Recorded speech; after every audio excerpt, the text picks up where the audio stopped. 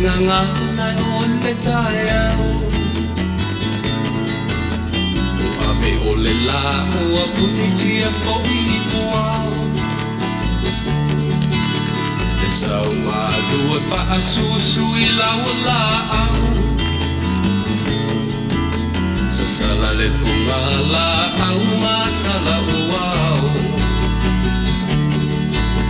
E tio a fo I Samoa whai o na tae au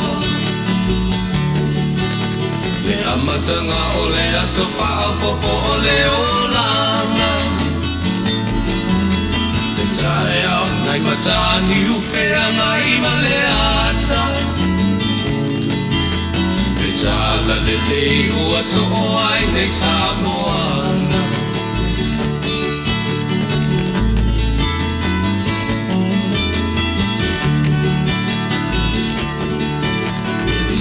Tau whao le sua malie o le mine ula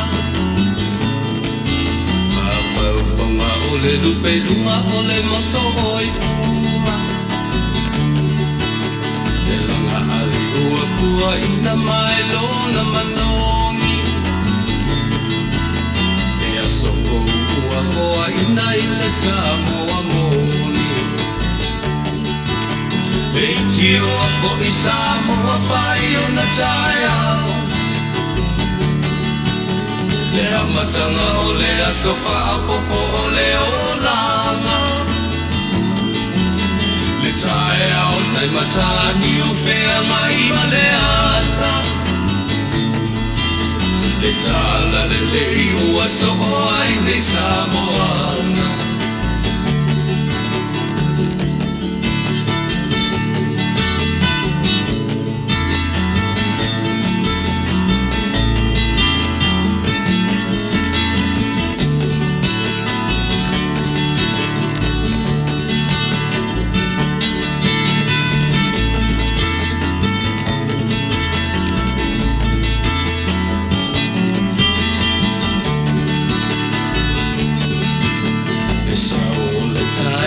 Mo malie I maua E asofo na valo ia I mapaupauma E hihinga ua whaako ia tuile matai Tangata soifua ua oli oli ma Faafetai Tio fo I Samoa whai o na tae au Le amatanga o le aso whao popo o le olanga Le tae au nai matani uwhea ngai ma le ata Tala le nei o aso o ai nei Samoana Nei tio fo I Samoa whai o na tae au Le amatanga o le aso wha popo o le olanga Le tae au nai matani uwhea ngai ma le ata Le tala le lei ua so o ai nei Samoana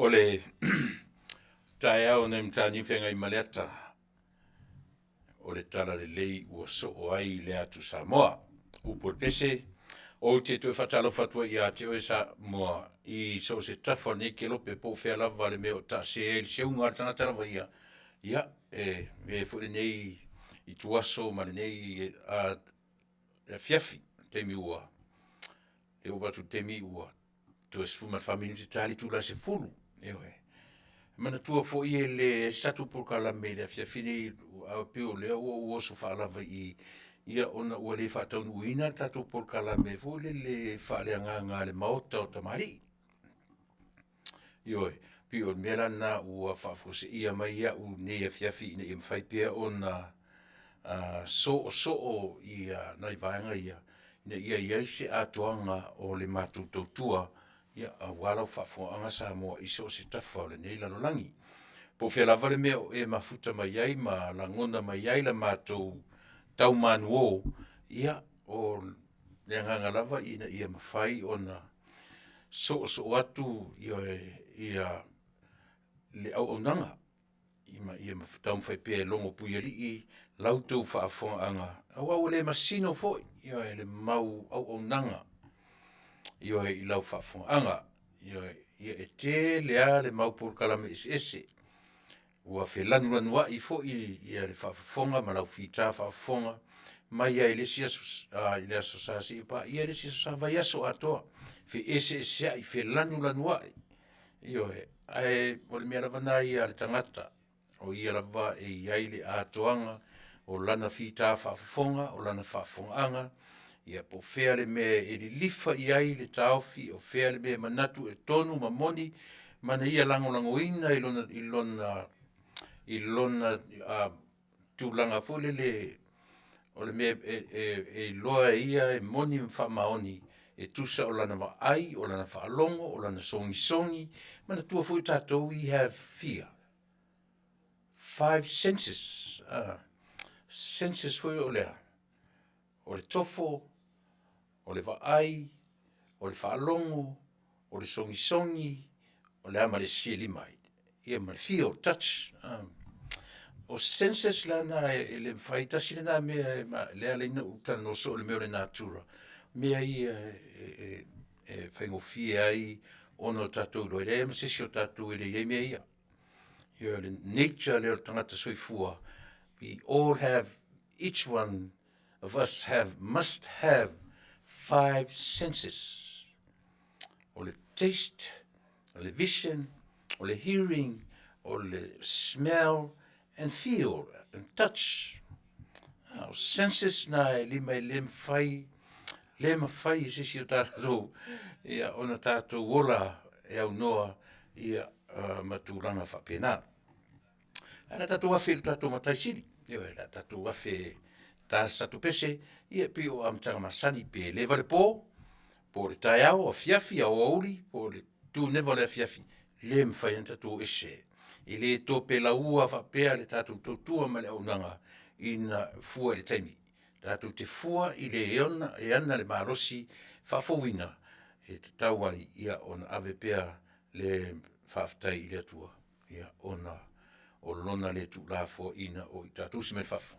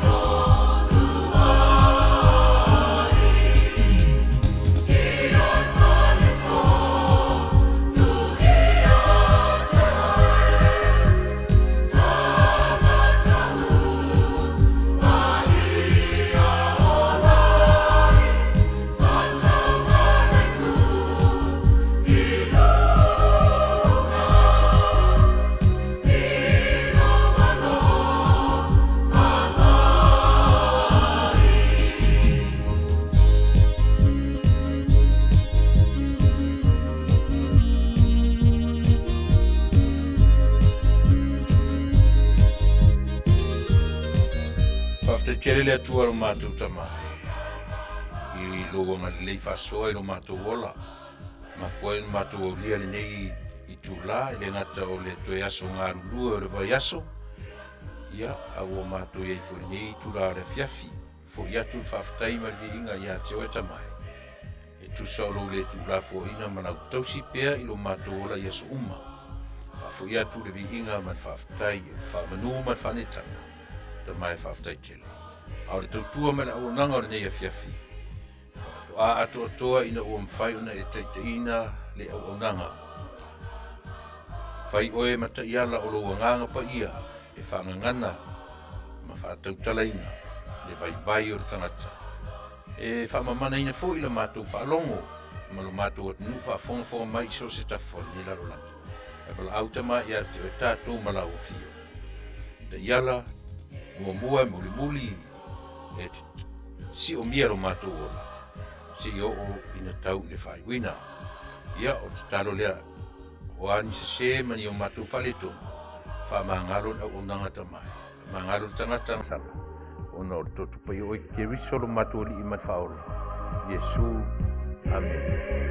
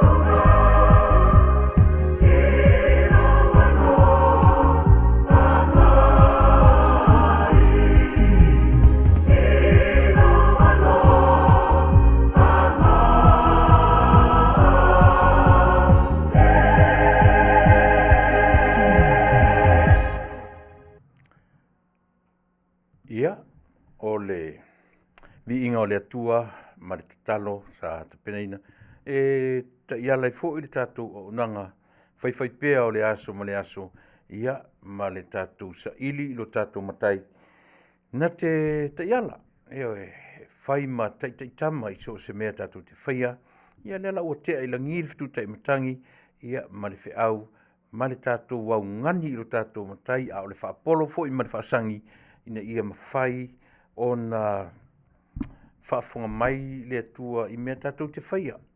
I le ola nei, o te au nātu le nei tū o California, ai po whea fo i le tū o le lalolangi o e whaafonga mai ai. E ar tātou nunga e wheso o tai o tātou mauli, o tātou manatu malangona, ina ia mawhai o na manino mamala malama, ia po le alava, ia Mataupu Talanoaina. Toi ono minute tāli tū la se fulu, ia i mātou i California, i Long Beach, i Los Angeles, County of Los Angeles, ia o le stete o California. A o le ia po le nuu, po le city, o lo o mātou tautua tua ia o le nā, Fasa moina o le matawhanga umi lava. City of Long Beach, ia molo tu Silafia, ia nei paanga fo i le tatu nanga, ia le tamaitai ia mai te loe lata mai ai i le tātou studio. Sa lo se aso ia no o mai leo le tamaitai ia mai statu i pukofe ia malo Faafetai le whaafonga mai Faafetai fo i Samoa. Po o feo le neila langi o lo langona mai ai le tautua ma le au nang whaataro fatu. Toi whaataro fatu le tātou au nanga le nei Afiafi i lau fita whaafonga. Po o fea lava. Po na e ta oto le moenga mai mata. E po na fo i te mai mo mai po fea lava po lungo le Facebook, po lungo o le YouTube. Ia mana tua foi. Wa ese ani vai tau. Wa leo toe tutusa taimi o le ola televave. O le televave lea. E mawhai e fo i na sem fa le tonu tato i le televave. Mantua voi nei mea o le tātou te whaitaua tātou yaso i o le Tuilaepa, o le tapuli viuvi. Ia e peina o lātou mātutua lava e masani o na whaia le whaiva lea o le whanongonongo le tio. Tātou i le tupulanga i aso. Ele e su e ale mea e happy ai le tama le lo matua ia. Yesu tatou vai taimi, pe tai le vai taimi nei, o le TV, o le leitio, lau telefoni. Ai o voila ngai me o TV, o le ngata o le smartphone, o smart TV, o no inga, TV is even smarter than me, than us, pe a tatou fuafua iai, le fa aingoinga, o mea tau o le teknolosi, fea ngai ma le lalolangi i le nei vai taimi. Wa le toi iai la toi ngā me fole le whatarisi o le whariki le tio o tō ainga. Wa fea lua ia ma lau le tio i aso o le sale. Se senga lea. Se senga lea o le taamiro sanga o le lalolangi ma nei mea o tō soifua ma o lai. Asa ilia i mo o fea le mea atu ai le mau platforms i nei. E pia nga ia tu le tunu tele le nei. Platforms se umaleo pe ua li lifa ia le lalolangi ma so po kontineta po le motu ia pia o platforms umanei. Ia a fuafua atu i le malotele. Le malotele le nei le pe ua sapi ai ia le lalolangi. Pe ua sapi ai le lalolangi i mea uma. I mea ia se i vanga nā i lava ia le Paul Kalame fo le maisaina la fo TikTok pe o le atnu saina e ana le TikTok ale fo tau whanongono atu pe o le la tau anga i Amerika tapunia ia e tau whai e whatau ina mai lalo o company te telefea ngai ma le nei atnu ia se i tatu whamania lava pe saolo tala i se taimi o mua ia, o lau lava whatalofa mo i tātou le atunu pele, e whatalofa atu le tautua, a lau si whafonga o le taia fō. Mai i atu maunga te tele, se ia pa ia le whanawiti, o le lauao sina, ia o tamā, matina, matutua, o le tupulanga talavou, ia, le ngata i lea, o le au whaingalua ngata tofia le atua, iso se pule laa, iso se whatawhaitaulanga. Le waso to na ile nei a New Zealand Australia ma le tatu o Samoa lo winga ia le fu wa fai wiu i talofa mahina lo fatu mo lua amata ona fai wiu i le vaiaso fe ngai fe au manga luenga lo winga ia le amata te pena fu le au fai nga luenga mo pulela le sa wa o tona i New Zealand ma Australia ma o tō asto na nei no winga o tai au tō sa o matou nefto a pale mai matou i le amatanga o le weekend ia pot fai ungo le vai aso e pi o le masani ai ia le fai taunga o aso te tasi ia mo le soifuanga lue ia marutatu fea ngai manga luenga o aso ioe o le vai aso se o fatalo fatu inisi o felo mai flower i fopo titiali moi malo flower o a mai ia pout alo fatu mo lua male no falo heta fauli ia o mafuta mai New Zealand ia Kira Faafetai from New Zealand Faafetai tele heta pe telo sanele we can't hide anymore very true au mai ia te konolosi au mai ia te konolosi le lalolangi o matua piuse lalo pifa pele lalolangi taru ai ia fainga ale te konolosi o ai na faia se tangata. Le ai, o nei mawhauwhaunga, o nei mea umatātou te tari Taunu'u ma maualunga. O le atua to tasi e ou, ioe le atamai ma le poto, o lo whapea o na laualunga ai, so se tangata soifua i le ola nei. Ia whataro fo i Susana Lui, o whapea fo i, ia, si o to finale mai mahina, o tarfa mai peleti ia mai Amerika Samoa fili mele leito nise nonna a Melbourne Australia ma lo Faafetai ngau le malie o Kif ia ma lo Faafetai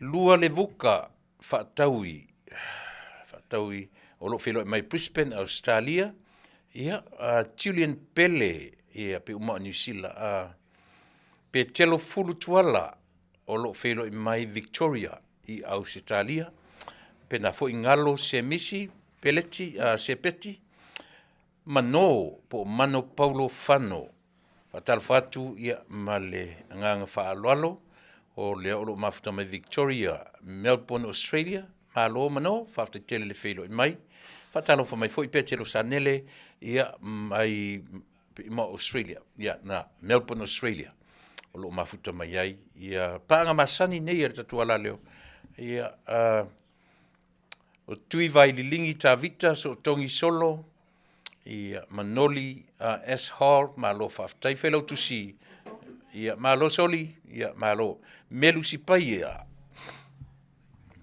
ia o kalala sa tele, ia o le tamaita i Long Beach, malo faafetai le feilo mai, saulo longa, mo o mu, ma ala inua nua mo o mu, ia malo faafetai, tai le feilo mai, ia manisi to tele nisi o i tātou o lo o faapea o na mafuta mai ele o, ia.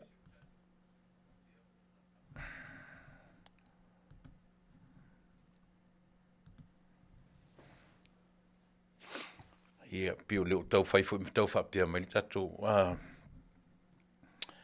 ia, o lau whatalo whatu na Samoa i lau whaafonga, ia po whea lava le mea o lo e mafuta mai e whatalo whatu le tatu tautua, a le tatu ala leo si ufonga o le tai a fōu, talofa lava. Lau a mata tu ia o le e pima, o te iro tau si fasi tala lea.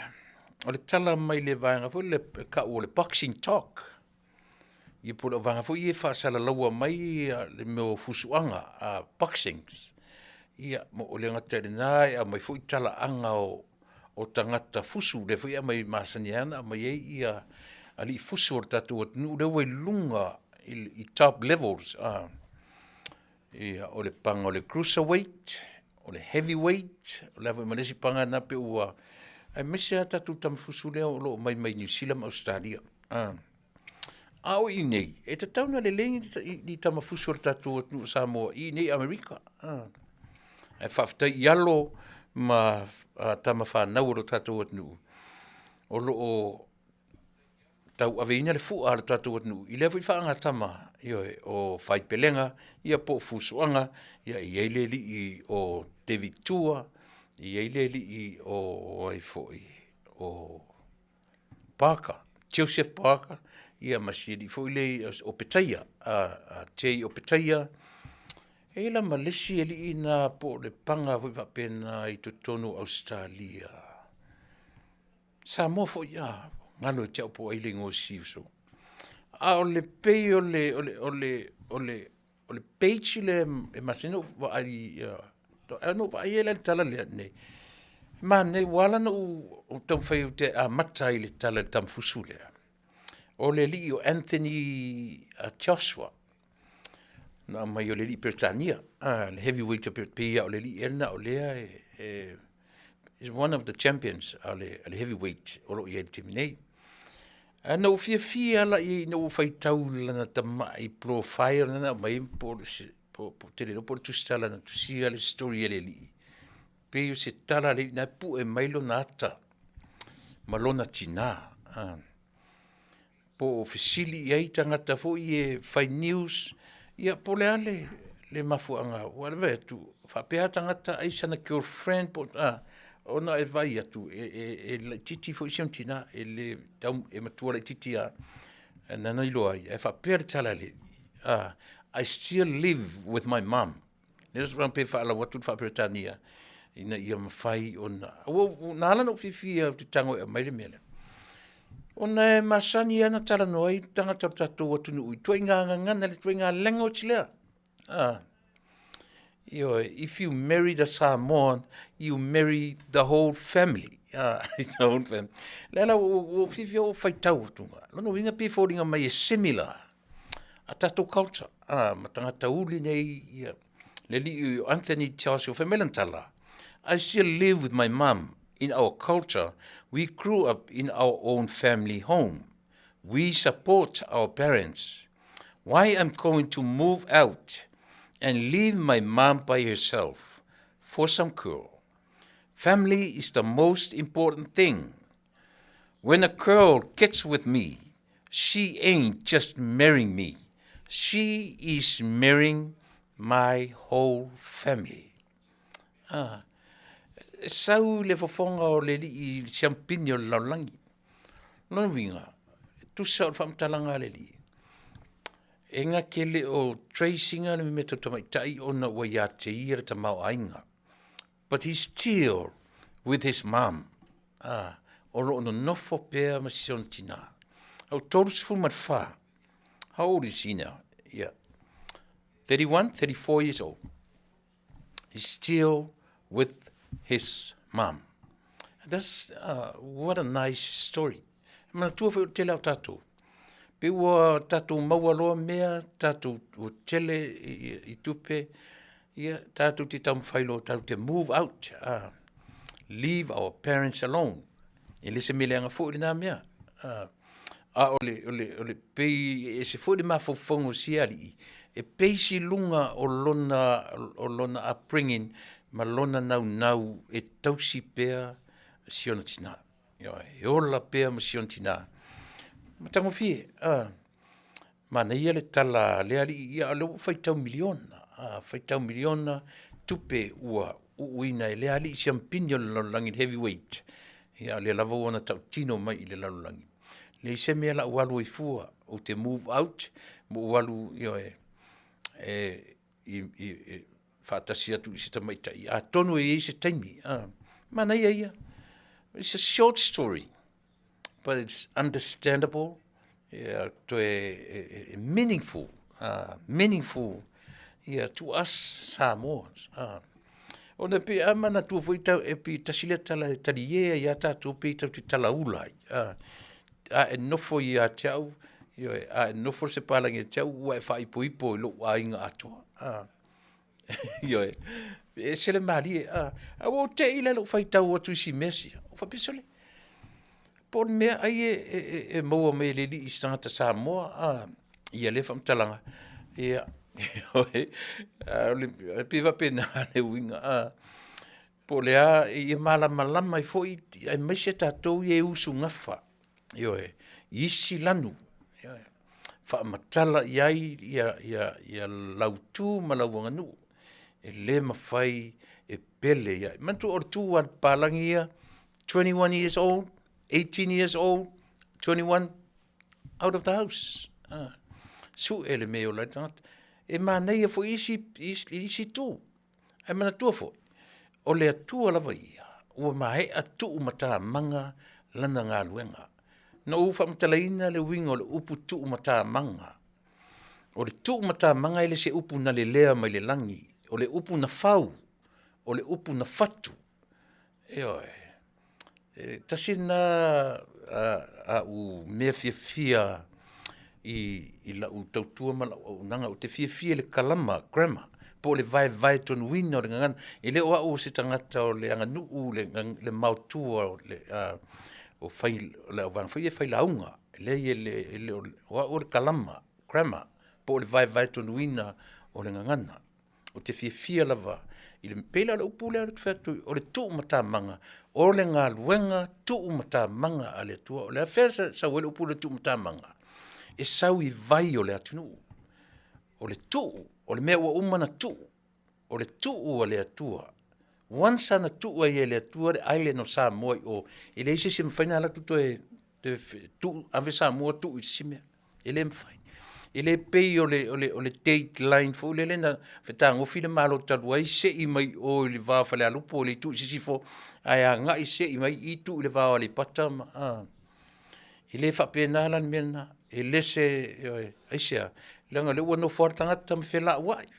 Ai o lo le mele o le tuu mata manga. Na vai le upu o le tuu, al mena tuu e le tua, o whena mena tuu e le tua. E le toe mawhai e oe na toe. Awa, ua no wharatangata me tau mawhai e. E o yeilo no malosi. E te vai fu le talavu le fa Eseese ina o ngana I le whainga tuai. Ia e tere le fu ia le va ai ia le au. Ale au sua e tu spa ia. I le nā tala. Ia ma le fa Eseese ina o ngana. Ai o le mori mau ar tatou por kalame. I le ngana pe a tatou mai I le ngana. Ia ole na. Ole ngangana na fausia. Fausia lea. Ele poto ma le atamai o le atua. E fua ia Samoa malona si o manga. Ia. Ole tūmata manga la. Ole mea o tuu ele atua. E iai ona mata vai, mama ngā vai. Ioe. So se mea tuu ai ele atua le vai. Le mata vai. E le whapea no ua esem Samoa, tū le vai le vai eli lu Mataunu'u. Ma lo wha mo te toe fo ia tui Samoa. Wa sue ni puti Taunu'u le ai. Ua tuu ai i o le mea le o mani whaavau o i e iai. Tuu mata vai o le manga vai. E sa oele upulea. E ore. Ua ona tuu. Ia le afoi. Ia le fuafuanga le atua. E ore. Le ngā luenga ua ona tuu manga vai. Taua i o nai mea na mori Silafia le tatou atu. Ia whapena. Ole a ua o mai a le ua apa mai le i lana ngā luenga fuafua. O lu tatununga na. Sia o tamai mta usi sili na. Ia e. Le mwhai seisi o na toe whesi i tai mata vai to tonu o lea nuu ma lea nuu. O whea lava le mea na tuu ai le island of Samoa. From day one. Pau ana le mea. Tau te toi atu ale teimi nei o meana sa iei vai. Matau lea lelo. Tau te atu ele whape sai sa fune. Ai toi atu o sei mai sa fune. Whaatu se sinu. Ua ona tu mata manga. O lea manga vai. Mata vai. Ua na tu mata manga. Fe le ngā luenga alo tātou matai. Ia, o te pei o te tau amata tu whapena mōlo tu Silafia, wharosa pali, whatalo fatu, lo reta seu fatu, matau taua to afa e whatalo fatu, fo tātou tautua, ia male au nanga alo si whongorita. Fou, lo reta seu fatu, fefo le fei loa mi tau lo reta. Ia alo fatu le tautua mana. Nanga semu noa, talo fa semu, ia talo fai si wo sunga fefe auto ina pensione malolo ia faafetai mo le aunaga faafetai tele iosia sunga to ina ia mo le mafetaina o le tatou tautua ma le aunaga tiol swalka ia ele na le vao Malaysia fetoi protesano ia ma to tele unisio i tatou ia. It sounds funny up here. In Samoa, when you marry a Samoan, you marry the whole country of Samoa. Yoi. Pe ole mea na ai ia wo Samoa yaso ia. E fai poi palangi.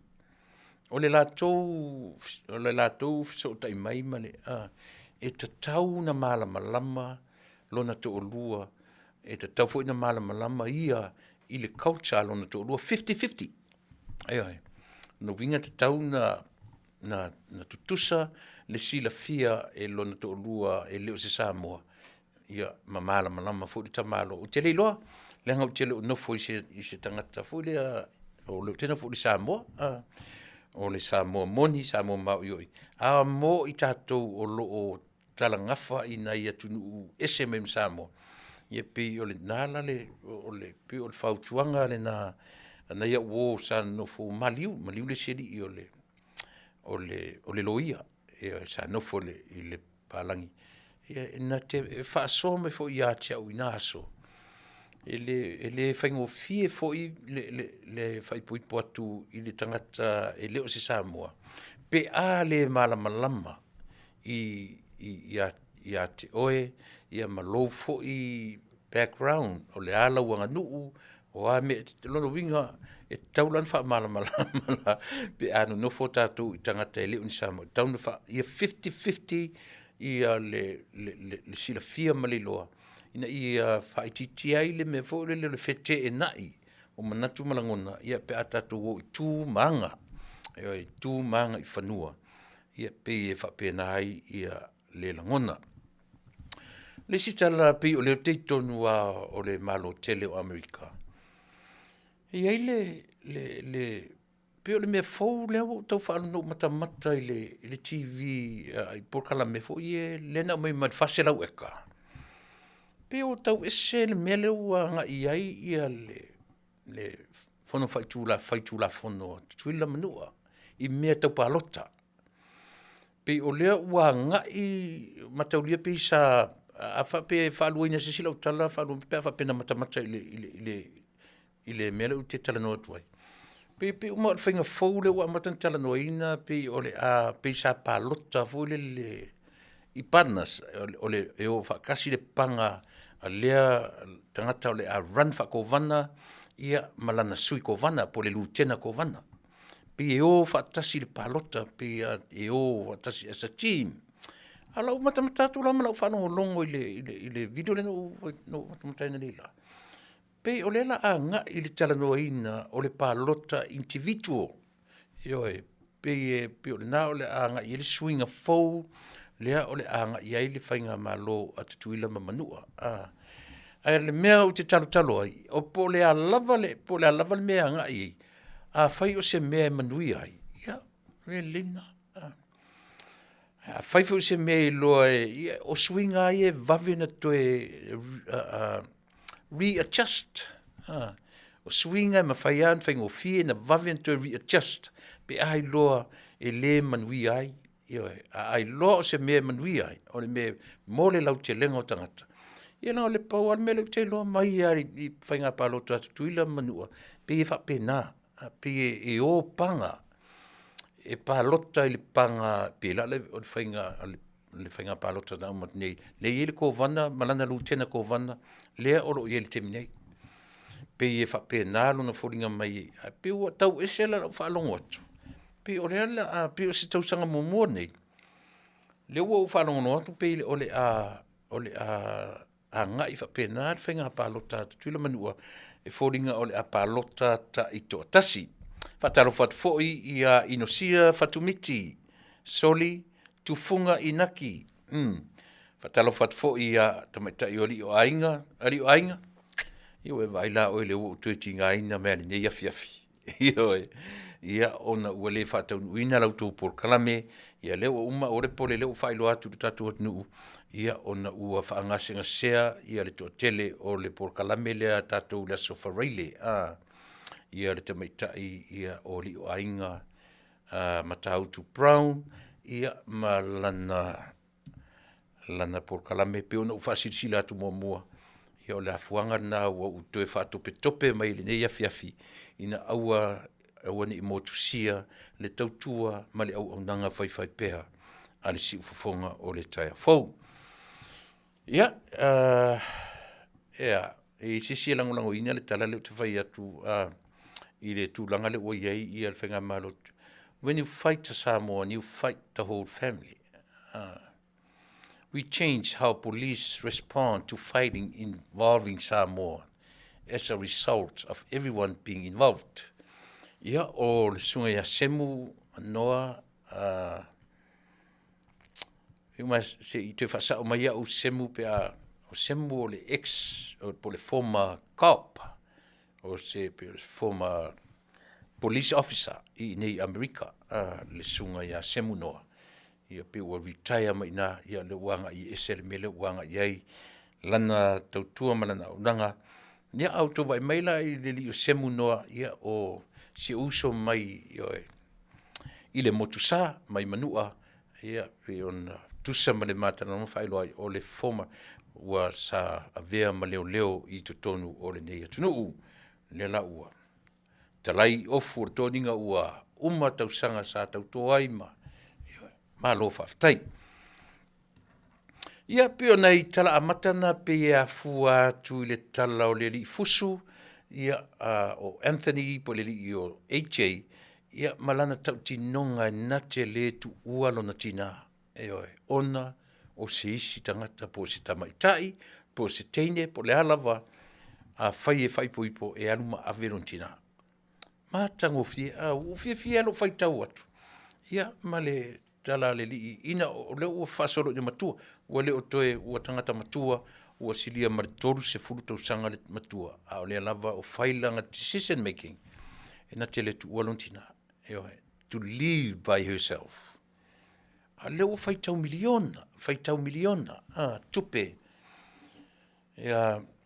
pa lota ai tangata ia Novema, pe a pasia, sa o le whasurusuru le na, o le whainga pa lota tuila Manuia le o te Talanoaina tuai.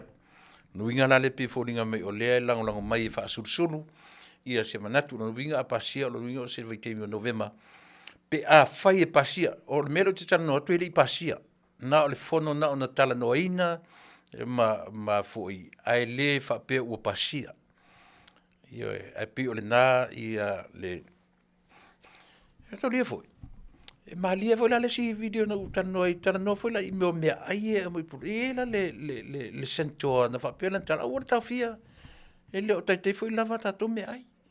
E pe e lango le sentoa lea. Le por ka lame lea e tau feso o ta i ai Samoa e lua, i le fela o ta i o mo, e mese lava le ano manfasi. Whapea la le tala le si sentoa na i mali imi. O te fia tele le sosisi le amai mai por. Te fia tele le sosisi le alo nui au le tapunia au wala wapea.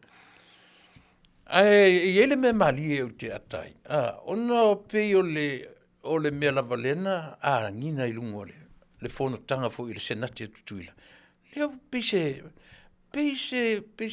main topic e Talanoa i ai ia tangata o le malo tutu atasi. Matua i ai ia le sunga i le lauli a le mali toa. Ma whapea ua aveo o i ai le nofo lauli e mawhai e au noa ma le Silafia. Ai a tatu toi whalongolongo le leia i le fono lea. At the end, close to the end o le afoi, o le interview le na whai.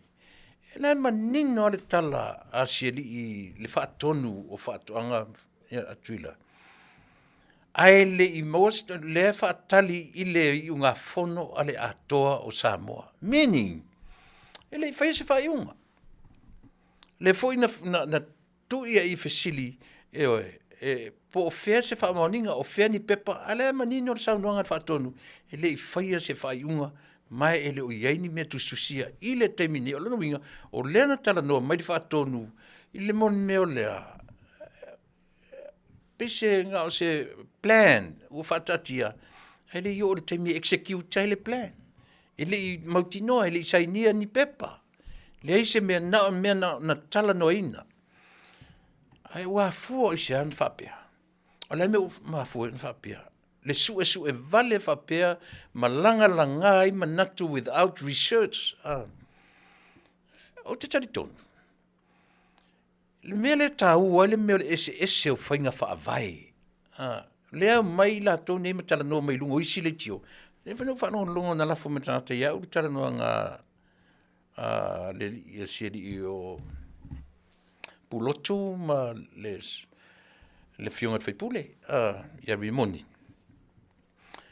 Talanoa foi la i le mele na pei au mai leanga i e le li o rimoni e whapea o le winga ma ale i o mea ia ona o le fesili atu i le pāle mia anga i a fiame e le loa fo i fiame but here is the thing le to avatua pe le mele o whainga whaavai o whainga whaavai le HRPP ma sani e lato e tasi an me rule mai ai le mea a whai mea oso a whai mea nofo e tasi le leo e control mai na tu te manu uma whainga whaavai na le HRPP ia ma ai foi lefto atu rioso mai lunga te minei to atoru to fato lima tata lunga social media te whai whaamatan ai before the fato tua ile tua Samoa lan mento vai ai e tasi ar tangata e whai ale social media e tasi ar tangata interview me uma wane ana le tu lai mai whainga malo fou malana fo i whainga whaavai me le tau i tele ili tata tele ia le whainga malo tuai i le mele le upu lea o le upu e ese whainga whaavai E le tutusa o tu whainga whaavai, ma whainga whaavai ale malo. Whainga whaavai la le tatu te mātau uma Samoa. Ina ua tūlai maita i pāle mia, ma lana ka peneta. E ave le saolotonga, lana ka peneta. E ave le saolotonga, ele pāle mia, ia li mata maitai o le ka peneta. E ta pena I lava le tangata. Le na mafua ile me fōle le awhapea o lau matafa yoi e te tala me o awala papa, na o e ai te alo e te tala ia nā mea. E le toi o umai le ka peneta. Vai le te le swinga o mea ia. Ai atatu le manamna maila. Na mai lo le se vanga e tala no mai lungo le tio. Ma whapea mai ala tu tala. Walu ala auli whai au noa maripani. Ai wa aila tātou Samoa tilo to toa ile mea lea. O le sa I linga le minsta lava ia, mo lana matafi, e ta pena, aisia, langa le mena na leina tuu ia I le atua le mafau. Ai se a fo I le mea na filifili ai e whaima minsta, e le se robot. E le se robot o le fatu oso, nofo, le ai. But at the end of the day, ina ua uma o na tapena na mea, o le final saying, o le kapeneta.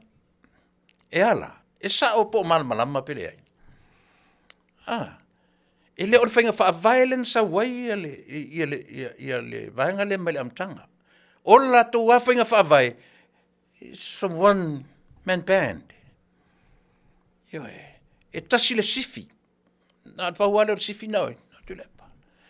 O ila, it's not about sifi, but o le recognition. To recognize, e amana ia le taitai, le tamaitai pāle mia, ana minsta, na te wha moina. Iai se mea a umana ta pena, o le final keita enta ma exitai, o le kapeneta. Au maila le kapeneta, au maila le minsta, lana ta penanga I le kapeneta, e agree e kapeneta, then so be it. Au mai le kapeneta, e le mana nao le kapeneta, then we can see some changes. Tau te vaai e swinga. Aisia, because the cabinet is the final saying for anything. Ile palemene, ile malo o lo tūlai mai. Ai au atatu te whaalongolongo I lisi vangali o mai. Leanga o le mai male lako mindset, e tatai atu le whainga malofo, I au sita ia lato fo I whainga whaavai. E sao pesese. E sao pesese si atatu amio. O le nā. Ai leo mai pala lau wale mai ma whai mai e ha, ma whaapea o mele na Manuia Samoa Tuilaepa le ai. Le isi me I outou Silafia, ma I outou iloa. E o ofo I whainga malo le I terminate. E o ofo I le whainga malo le e iai I le terminate. Mai whainga malo taluai, ina ua mawhaina migrate o tatu tangata mau ese me Samoa, o I nā whatoa a matai o na si itia le tamau a inga o Samoa. Ina ua migrate o tatu tangata, o ese me Samoa sa ili Manuia I whafonei. Tau tilo la tatu I le melea o te tau whai atuai. I le mea o le manatu o le tangata fu le whape tasi le Taunu'u e. A tonu na sao fo I nā taimi. Taimi ina no nofo me le HRPP. A tonu e sao fo I le latou fo I taimi. O le manatu o latou e tasi le pāse whaalongo iai. Pati o le whainga malo le na tūle mai nei. It's very unique in their own time. Unique. I unique le latu whainga whaavai. E le ngalo ia te au ina ua tapena le minista o tupe lea o iei nei. Na ma whatatanoina, no whatatanoina le sunga I le minista o tupe before he became a minister of finance. O le whaalua e whaatorun matanoa, o le isia matanoa munmuri, ina ua pale mai o ia o le minista o tupe, mātu e Talanoaina rola ile. Le ngalo la ia te au la ofesili na ofesili ia I le amatanga. Ina ua afto a malo mai palota, te mua na matanoa, o lana tali. A wao leo te iloa, o le sunga po le fionga il minsta tu pe. Na run mo le palota. And na run under the flag ale HRPP. Leva foi temi o ngā lua I lalo o le taitainga Tuilaepa as a CEO. But it was so surprised. No, I was so surprised. Ina o toi run mai le palota, I will run mai lalo le fua. Ale whatuatua I le atua Samoa. Melana na le no fasili ai.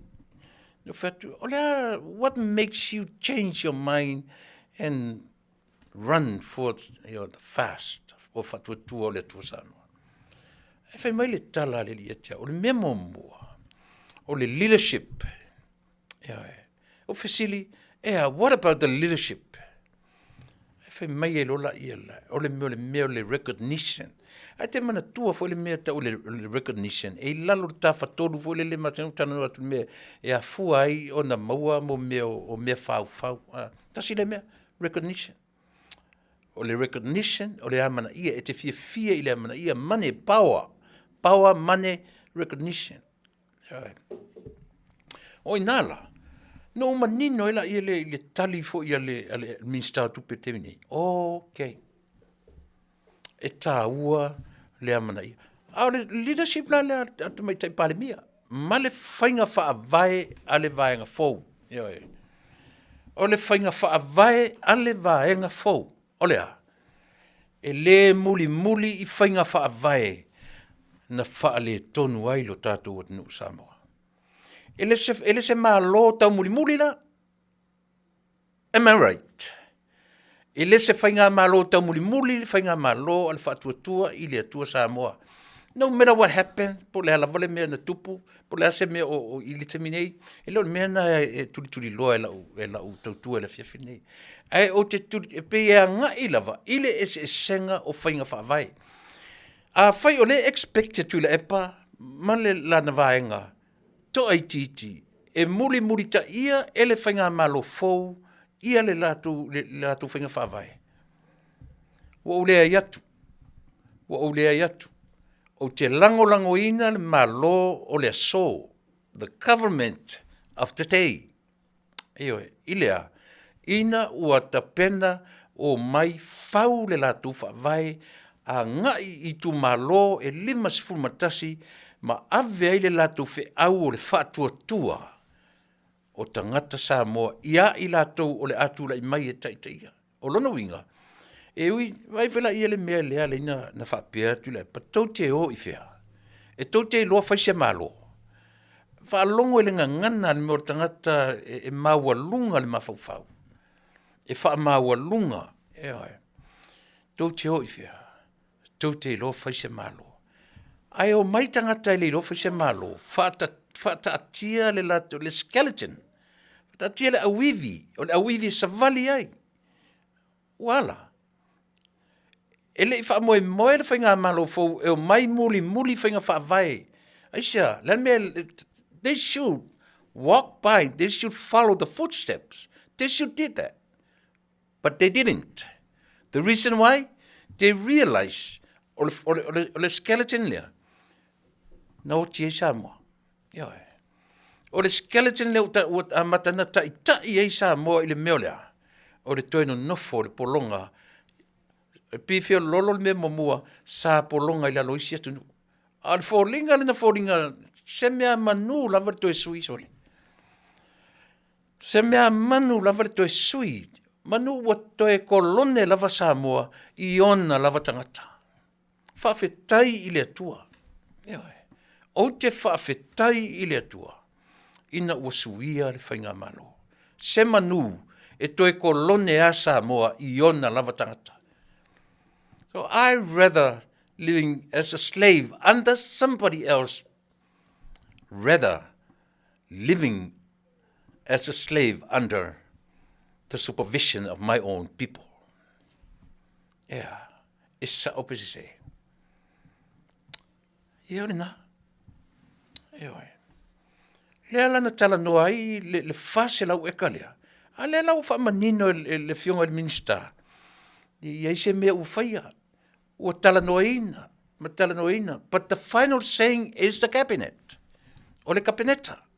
O le ala fai manino e malama ala o mea. E manino ma malama lele. Ai mea ta toso i wapea pe i fōringa mai. Ua whainga tā ai mea. Ese ame ua whapea ai. Ia le winga, tā olo le natura o tangata soifua. Lea, vision, hearing, taste, smelling, touch, feel. Those 5 senses o le tangata e mafua ina utana nopea i le nature o le tangata soifua. Tau te fiu leanga a le whaaleanga fui le sivaenga. There's no motivation for the government of today. E le aise motivation mo le whainga malo pe a le tau whaaleanga le sivaenga lea. Ioi. So tau te lo le lei ala, tatu te Silafia, ioi. Whai mo tau whaaleanga fuafua. Ioi. Tau whaaleanga, io tau whaaleanga is so obvious. Kilo uma kua ka ngaka i kam whai e whaaleanga. Ani mo kiki, the good politician, it's hard to know lau kau whaaleanga. Ioi. Ai leo kilo ko ngaka o sa sau mo i kau whaaleanga. Ale ala me whai. Ngare a kile ngai le koe kūr paroka. Ioi. Me ngai maua. Langa vai ma mau ko ka ngaka o le kau wasa mai whapea lau ioi. Le kau kongi mai lau kau whaaleanga. Ai te vai mo tangata e ta mai lana tau whaaleanga. It's hard to see. Whinga tāna e loa. Iana, ale mea te vai atu ai. E ta sile me ta wale sa olo, tala le whai atu sa moi ati o tō. O lea. A whai o lea ua mata tutuila ma Manua. I loto i tātou ian. E pa wale whai tau tutuila Manua soli. Si vai o le na ofesili le fatonu e le ai se me tasi na o ma le fono le ai se me tasi no confirmation at all, even paperworks. The fatonu, the director himself said it. E le ai se mea o mautinoa e le ai se mea o le fatali mea uma ilea e fatali mea uma I unga fono ale a toa Samoa e a foi mea ia. Eva ai o tono le pale mene. Very irrelevant le temina au mai tu le pale mele. Ele se mea na Mataupu Talanoaina. But still. Le lava au mai tono Talanoaina, la le tali sama te pale mea. Se mo fake news. Io tu inga tali e fetu aisa ele io o mai le ile tama te pare mia e tusa malatou fainga faavai o ala tu fainga faavai puna wa ile minsta e develop lana department or the final saying me and the cabinet, that's the final saying au mai I luma I lau ele paleni ele pasia e velo I fafo. It's understandable. Pe a whaia e whaalongo male ata mai, male mawhau matala. E sao ai le mawhau. Ai tatu e mailo e langa mea ina I tamu whaia sui le whaalongo tangata. Le fwela leina o awau atua uia. Aisea, o la o mata whaioi, ia manino, malama, tangata whafonga. Mai foi le tangata le ngoe mai lo ngoe whanga moa. Mo le mea o tangata lea o wina le lei e ona matua. Ta fio life o I se mea o ielan whana.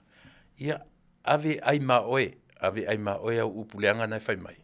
O te musu e whai atu langa lea e filongia le tatou. Whanga moa. Yes. Le lau tango tape e se lau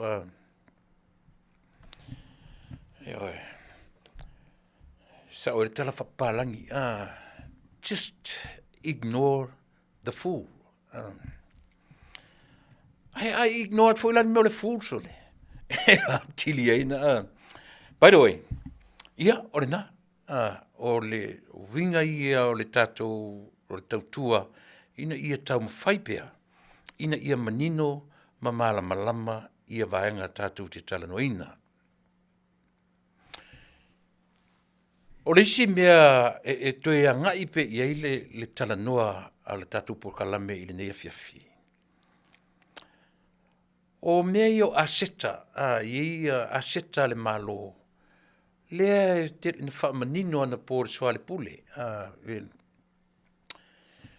E le tatau o mea patino i le malo, e tatau o na peitai, wale ngatala o submarine cables. A leo watu iei maisi mea, iei tutu malinu pifa, o le slack, o le utas, o vaenga ia le malo, pe o leo watu iei o latou, io e latou te langongoina vaenga, pipi mai lo ma le Vodafone, ma le TTCL. Ia pe o company te sele ia. A leo fōringa mai o aseta le malo. Ai leo le malo e whaia tonu o mea ia. E la le mele no whanau nelo wa mai po se satellite po se auta o le Space Act. Mai la se lauta lalo na tau i le masina. Ai unlimited. Minute ia po ana.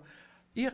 O ala wha me ia tatu. Ai mafuli ia ile atunu e wha o ngā satellite ia mai whafo. Au leta oto mea i tono le tatu consider o mea to tino o mea fale le malo Samoa. Ale wale whangaina e le public e tanga Samoa ai fuli le tua e lango mea mai whafo atu. Aisea, o toi ngā mea lea? O lea, o le whaatu to tasi. O le mai mafutoi ngā whainga ia. Ale mea whainga tānei loa. O ai tangata iei tuo nei mea. O ai tangata shareholders wa le ngare kau o le UTAS, ngare kau nupifa, ngare kau, lea la whai mailitala. E le o manino se li poti o mea nei to tonu o le pāle mene o Samoa. Ka fio lai se ole. Pa whiana whai e toi ngā whainga. Ia, a tate watu fo i rata i tatala i whainga malo. A whai e le o manino mea ia. Just do what you can do. E le mwhai fōilan tātou muli ai, i mea ia. Langa le fōi ua au mai talanoanga pea whapea le tātou whainga malo. E le pelo a matua o mea langa o lea, e talanoina i lunga o le e whaalongo i tangata uma. Tātou te talanoa lo i le mea le whaamatanga o fieina ma le teu wina o le Taunu'u. Ia o lea la, le hartu langa o iei le waa na ua lewa na talianga i talane o le wafu. O iei se whainga le tatou malo po le MNRE po o i tonu le department e ala tou le Eseese o le Vale. Ai po le as e le transparent o mea ia manino Samoa. E se awa umina tu na tarianga i le vaana. E le o se vaa o toe tu mai o se mea Manuia, o se vaa o toe le lei. Ai a oa i na fuli tala ma upu e whai i le melea. E whai tauina ai le whaatamala o ai tonu le department o Samoa, o ai tonu le minsta e ana i le vaalea, le la ato le fia masina o talianga whapena ina, a le la anga i atu o tatu taringa malo. Le ngatala o le vaalea. A le whai o Talanoaina, maa nginga i lunga le matanga o le mea ua whai e le malo, i le wati. Le wati fo le pese fo le tatou aua le so ona nati e Taunu'u mai le wati le upu e si toea i na tautuana i e whai mawaainga aua le so ona nati e Taunu'u le wati a le la whai mai ua pio dai le fence around the clock. Lea ua mai o se vaainga matanga. Ia, o tilo iai. Ana ona tu watu whauta whaina, po lale sa o le mea lea. Ma le vaa lea o lo, ona aisea, o lea o le a nga i atu, ia le tali ngā malo a le tātou atinu. O lea o le a nga i atu, ia le tali ngā malo, o se mea le i tupu mua ise atu Taunu'u o le Pasifika. Never happened before. Never happened before. So le mera tatu tilo iai. Po ai tonu o ai le vanga e whetaui ma talafia ngai ma le vanga lea. Remove them. Remove that boat. Le vaa le nā oro o tau ina. Vai. Vai le la por kalame. E latu saoa. HRPP, fast. E tutusa o malava le latu melua. Aua ne i langa e mwhai lana sao whai tionga. Pe awha pea ua whaisi umi o le vaare na o taritarianga i tai lata i tatu wafu. Whai se whainga. Whawhonga maita whainga malo. Lau whionga le minista po e tonu le minista. A whai o se wha moe e wha moe ni a. Pe o le asi uto inga wha moe. Ia o se wha moe se se tele na wha moe. E matanga. Whasi le vanu no foi i Mataupu. Le teimi foi i Samoa. E mānei ale wa ai e matua longa tasi atu le ocean latu i te le wafu ale ai nei se wa e tau le wafu mānei le wa ai tau atu tua le ngalume ai a whairo lau i se wa a whape o tua ina a vese mo le matango fie atili o le tatou mo tatou ia uanga i le meo le sota inga fau lea o le Space Act. Mo me pese plate, api mo plate fo le satellite, tunanga whapena. O te le fita utala i le mea lea. Leanga o te le uloa le lava e o mai le wha le angana o mea fu ia na whai le kampani o alo. Le en whapena ave 2 miliona. Whale fita no pe mena langa o te le uloa po o langa le au mai le tala whapea ua le mase me o nā satellite ola. Ai paule mena uloa na ola le vai taimi o COVID-19 na whai ai mea o ngā tamaiti na o ngā tele i le taimi wale o te whai ani a o ngā ua wha o ngā le satellite ma le interneti e whai ai mea o ngā tamaiti. So lela wa umale a foi, wa umale le whapela se tupe le ia o ngā, le se tupe na o ngā tele i le taimi, i le taimi o le COVID-19. Ai te whiloa, se i maustemi o te i se sui mai Samoa. Po le sao o toe ola pea satellite ia, pele ai, le tele la sautala e whaia i e mena. La ua nga i Samoa i le mele la vat my own opinion and my research. La Talanoaina le mele a mai pe fai pe mai le tala. A le fo i vaenga i le whainga malo taluai. E le i o fea whanua na whaatau. O fea whanua na whaatau. Le lau Talanoa sao atua. I le mea te tau nā ngā i e tātou Taunu'u. I le whainga malo mai a tamata i pāle mia, i le kapeneta atoa se i a o i le whangawhetalai, se i a o i le... O te le i wa ai whaatasi i se minsta o lo tū mai nei, e o i le tamata i pāle mia. O na whaia se tustusinga, ua whaatau ele malo taluai, whanua o Samoa. Ai o la tilo le tāpenanga ali SSIG, ma le mafua anga na mafua ai, le concern, na racial concern o le SSIG, o le upu alienation, le nasa wha o ngā i tutonu ia ma le upu mortgage, na laina vatu le concern, o le popo lenga i le LTRA 08, langa o lewa au mai whaatasi ai whanua tau Samoa, ma isi whanua le malo, ia ma whanua saloto. Wai lalo uma o le LTRA 08.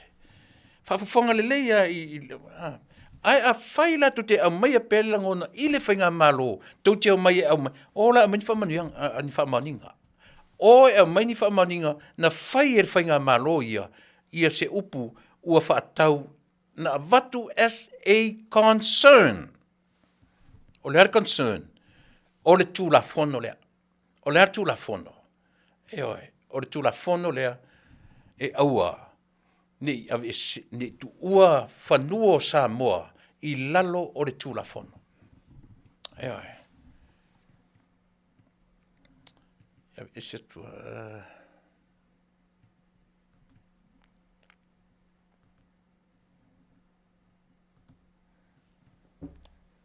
Ia ole na. O mai la tangata e whi solo pule le wheme. A whai to te amero puna I le whainga malo na tō mai nei na laina tō malo I le palota. O upuna o tō whaia ua whatau ia o la su e le malo o lo i nei. Pe iai ni tō wha maumaunga na whai e le whainga malo leo o whai atu. O le SSIT na la tō voicinga le opinion. That is their opinion. O le ale opinion e le healthy ia lea le whao ngā o le LTRAOH e tū uma iai whanua o Samoa I lalo tulafono lea. That's the main concern from the SSIT. O le popolenga, o le upu lea na watua, o le alienation ia ma le mortgage whanua. O inala sawai le mele lo concern ele I fai atu fo le SSIT a mea ua latu fai le ai na avatu Samoa au tau manu I o tau whanua pa lota I se whainga malo e alo lofa ma puti whanua o Samoa. A whapela tu te mana e challenge pe le whainga malo ma le tau manatu lena o su e ai ni tau whamauninga. Na whai e le tamaitai palemia, na whai e le kapeneta, na whai ni tua inga whapena. A o leo te malamalama. Me, myself, I didn't even say anything, o le concern. A whai e tue tūla I mai le whainga malo fau. Ma le tūla whono lea. Ia ona. Lea la, whawhawhonga le lei ala Samoa. Lea la usau no le minsta. Lea I tonu whanua o Samoa. Lea ua saula na whamatalanga, e le tatau ona toe Talanoaina, ai se ame le tatau ai. Finally, they remove the customary lands from that tulafono. O le ala le whaitau tatu. Finally removed. Kilo kongula iai, kilo kokoa iai. From the first place, why? Ai se ana la tutu ai ele o Samoa I lalo tulafono lea. Why did they do that? In the first place. E sa ope se sere tana le whai atu. Eoi. Tilo to toa I le tulafono lea o te talanoa atu ai. Eoi. Ai sea. Lea le mafua anga. Na tuu ai I lalo ile a matanga o tulafono lea. O le ana mafuanga. Ai se ha o to remove ai. Ina o te le atu nu. Le leita to tana no I me malama. A faito telu ia o le mele o matouro mai pe fa pe o fefa no to fai mai. O su en fa mamunga. E to te avane ni fa mamunga na fai ele fa tua ile tua sama o tasi ni fa matalanga fa pena. O leo te watua, o le concern na race pe voice atu ele SSIT. O lea, e ave ese tu la fono lea. Aisea, e le tatau na tu ua I lalo whanua tau Samoa. E sa o PCC. Lea la usau noa le minister e anga tonu le mtanga luenga lea. Tu urorto e Talanoaina o le LTRAOH, lea ua ave ese whanua tau Samoa. Why now? That's a question. Why now? E sa o PCC. Tatu Talanoa. Ai sea ua toe remove ai te mine, ina ua tele atu tala ale atu no.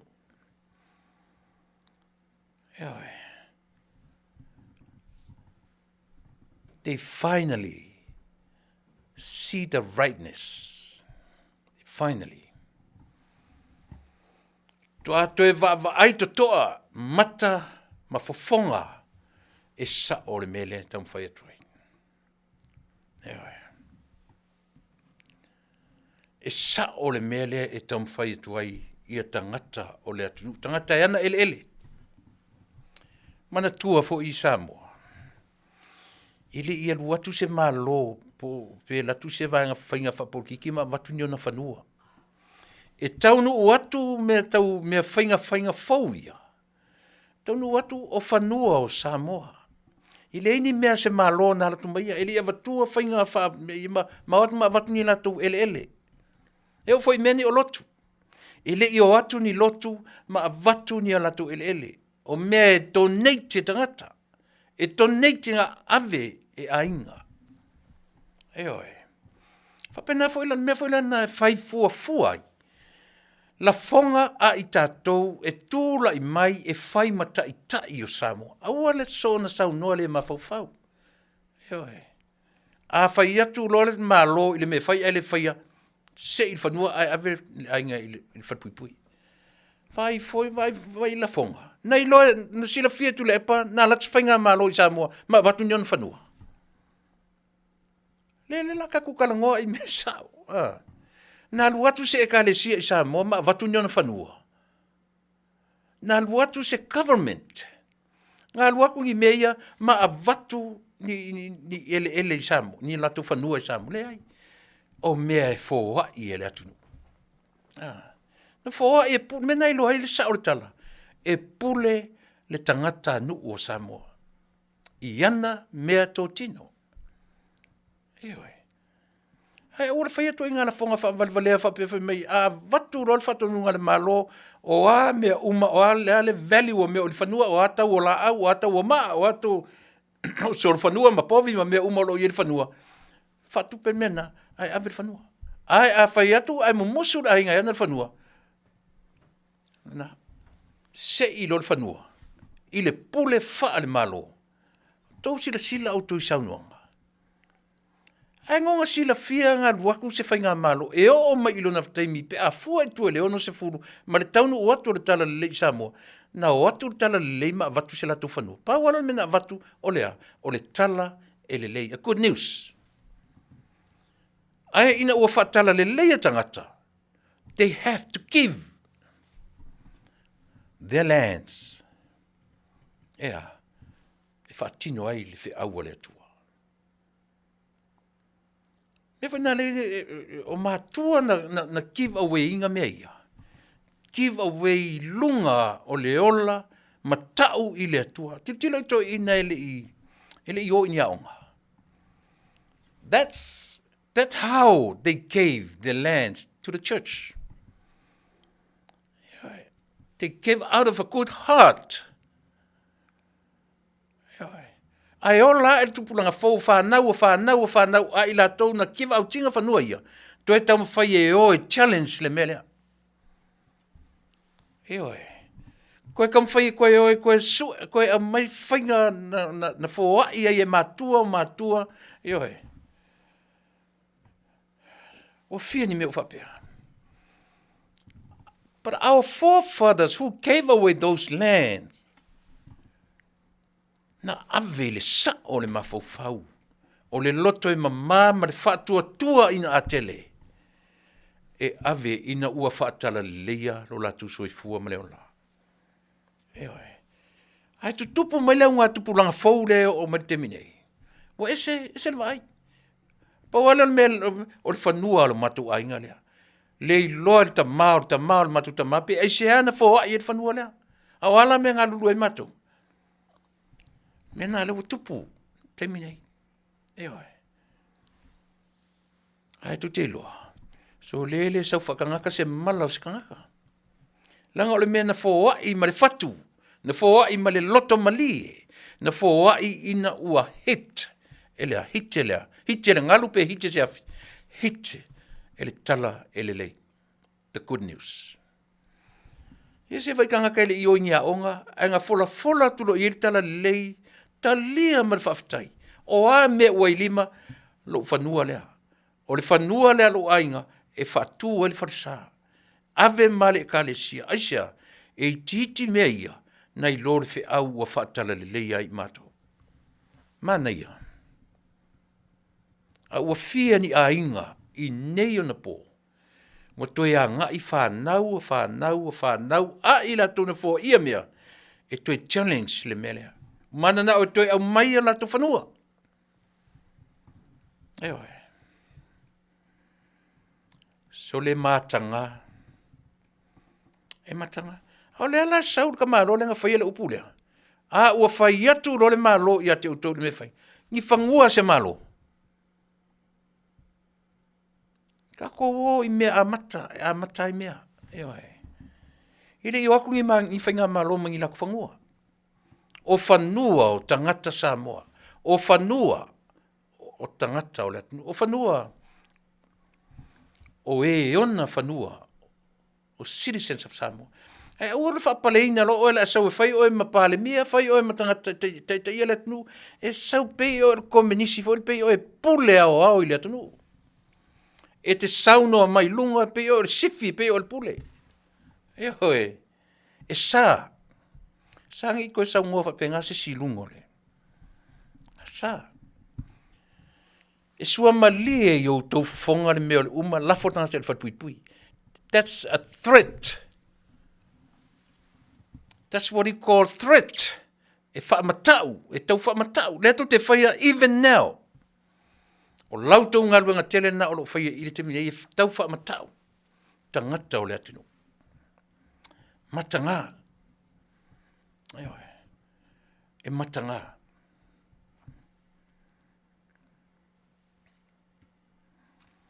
Samoa. E lu te tonunga e le lei o nā tamai lau wa ai ma lau whaalongo. A o ta pena Samoa e whainga pālota te minei. O te mana o ia te o e te tango le lei e whaisau comparison. Compare ia le taitai o le tuangai. Malana whailau tusi lea la te wa lua la wa e tam whaiso sofa le whainga mālo te minei. Compare to lua lea. Ia male tamaitai pāle mia. Ta tia ia nisi ngasu o tupu mai te minei. Compare to lua. Male taitai whono. Ia po le sunga fo le laulia le malitoa. Tilo le leia matanga compare tangata nei. O latu saunoanga i lungo le ea. O ngā luenga ua tūla i mai ma whaatutu mai. Tango le compare le toru se furu tau sanga po le luas fumantupu tau sanga o Tuilaepa. I le malo o Samoa. Look at this. This is my point here. I want you to look at me. Look at me, please. Read my lips. This is lauli. And fia me. Fia me lauli. Tuilaepa, Tuilaepa, marimoni. Fai lau comparison i. Fai lau comparison i. A whapeo Tuilaepa le marimoni. I le lua se furu toru tau sanga. Talu ona nonofo mai. I le atunu'u mapu lea Samoa. I le na o le toru ma le afa tau sanga. Fia me ma la au le teminei. La lau comparison e fai mea ia. Le tatu Talanoaina. O ani mea o lo fai mai. I le lua se furu montupu tau sanga. Ma le na o le wha tau sanga le ui nei. 16, 17, 18, or even 20 years difference. Ewe. Alan me lo tatu vai. Manuia Samoa. Manuia Samoa. Ewe. Manuia Samoa. Ile taimile nei. A o te pena lau whainga pāloka. Ile sau campaign le mele. Lo o vatia oe. Sila tutoa. And they also have fear for us to vote from overseas. They have that fear. They know very well. Lo lato le respect. They have no respect at all. Mo matou nei e no fatu fafu. Ai le whapea le vote to matou fafu, matou whapea le o matou tangata ese, pe whapea o matou te o atu e whao. O tau wā nai tu te no nofo i le atu nuu. Tau te pule, tau te leoa, tatou me totino. O tau ai ai le atoanga. O mātou lava ia. Na ona mātou whatapatau tari a o tau ai ai le atoanga o mea uma. So don't be scared. You don't have to. I leise mea atu whewhepau ale mea ia whaamaunia ia le upu ua ave. La ulima le malu o le whatutua i le atua Samoa. Po o ani whesuia inga tau te toi whaia i tu tonu o le whaile whaila wanga i le tatu maro te mne. E le whapena o le na le tapipi o te aluma i tu elua. Po o ani suinga langa le whaila wau whalongo atu. E whasao mai au tatu urkalame. O lau tau ana watau na ave i tangata o le atunu. Tau te mailo tonu toi whaafo i le tofi o se le aula. That's the very first one. Haleo tau sui whalau whalongo atu. What is going on now? Tau te maua, tau te foi, tau te olo le malo. O le me mamua tau te whaia toi whaafo i le sui o se le aula. Aioe. Ia o tau ina te iwa sasi lau tau whaatatau ina. Ia manatua. Na le toa lima, toa fia o tau. Tau rusi fumantupu o tau. Au le lalo langi o Samoa le mata umatua ia te o tau. Eoe. I sasi lau tau whaiunga. Na whaile malape o lau tau tonga i le atunu. Langa o te tau o tau tonga. Anawa tau i sa tau tonga. It's a promise. Please don't you ever consider yourselves having a broken promise. Le leile broken souvenir. Ai awane i broken promise le mea tatou. Eoe. Lena. Na tau au mai fo i le atunu.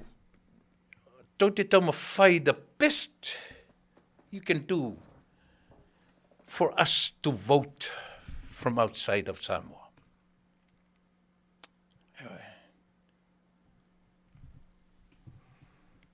Nena. Ia whai male mautinoa. Whai male mautinoa.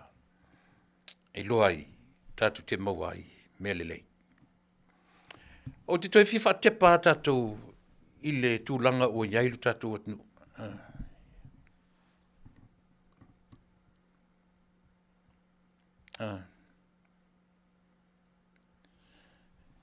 O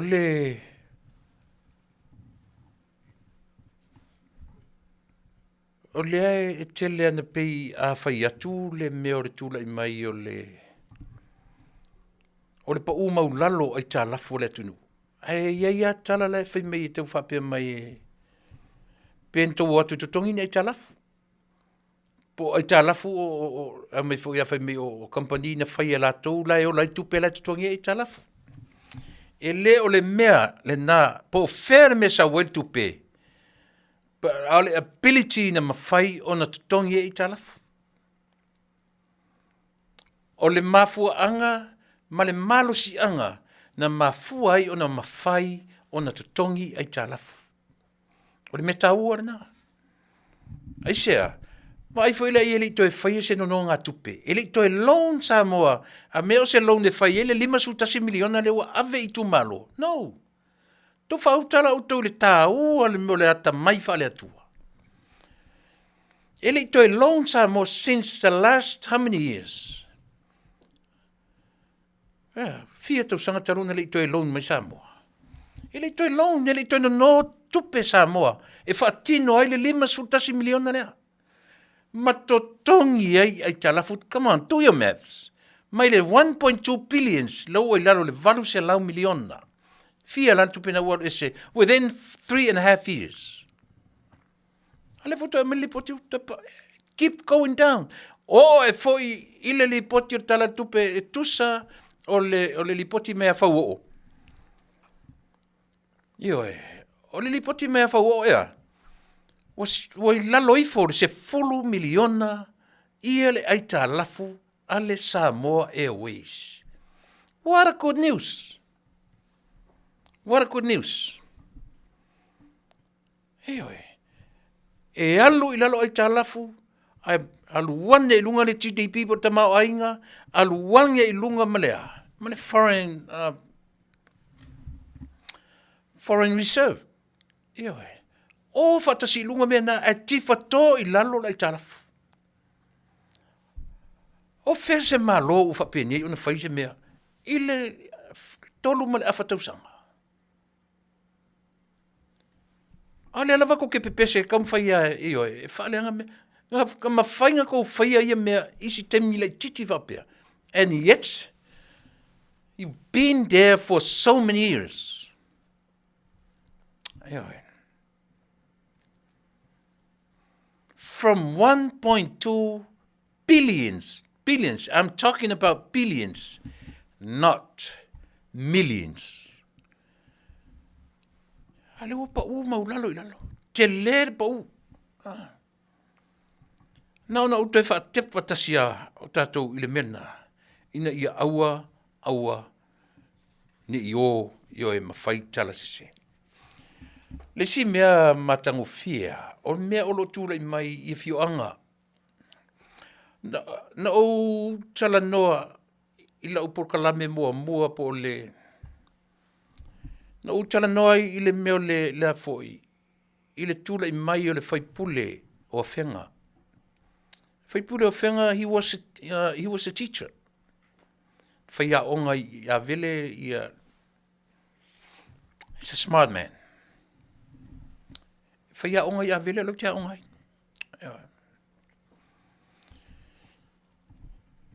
O ai fo I le ngore swafa o le whaia onga. O mulipola. E no ta ua lai la uporkala mombua. Malama le lei mulipola. This is a very good time for him as a whaipule of the district. O lona sao lea. E oe. Na, maulolo. Sorry, ilo mulipola o maulolo. Tavita.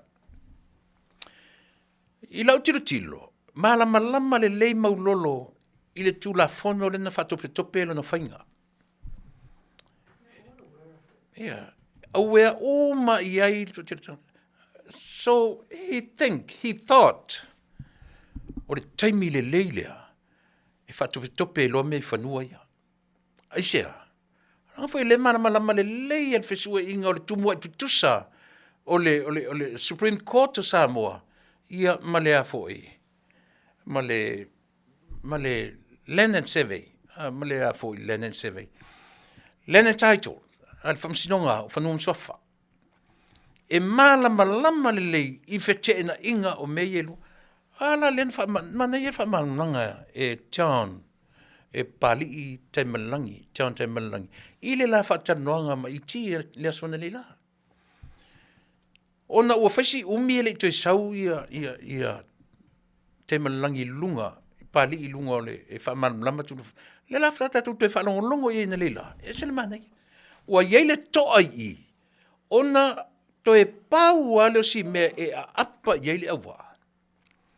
Wa uma lesi tulafono fai ina. Toe watu lesi wale ia. Toe pau aleo lesi tulafono. A wale mawhaina apa iei le awa. Le toa I le teminei. Aisea. Le anga fo I lunga o tulafono ina whatutupe ua tutusa I le ua lua I ulu o whamsinonga Samoa.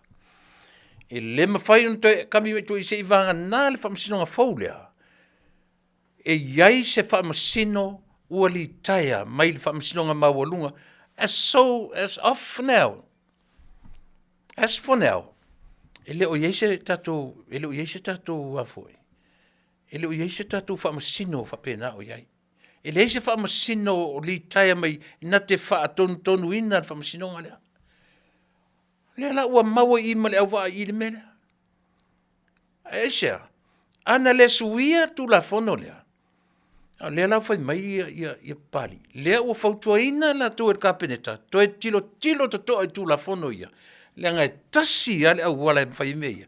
O le toe foi I le pali mene. Fao ngā le lua vai tolu. Ave ese tu la fono ia. Ave ese tu la fono ia. Whamsinonga lea Samoa tutusa ua tumu e tutusa ai. Ia le whamsinonga mawalunga Samoa.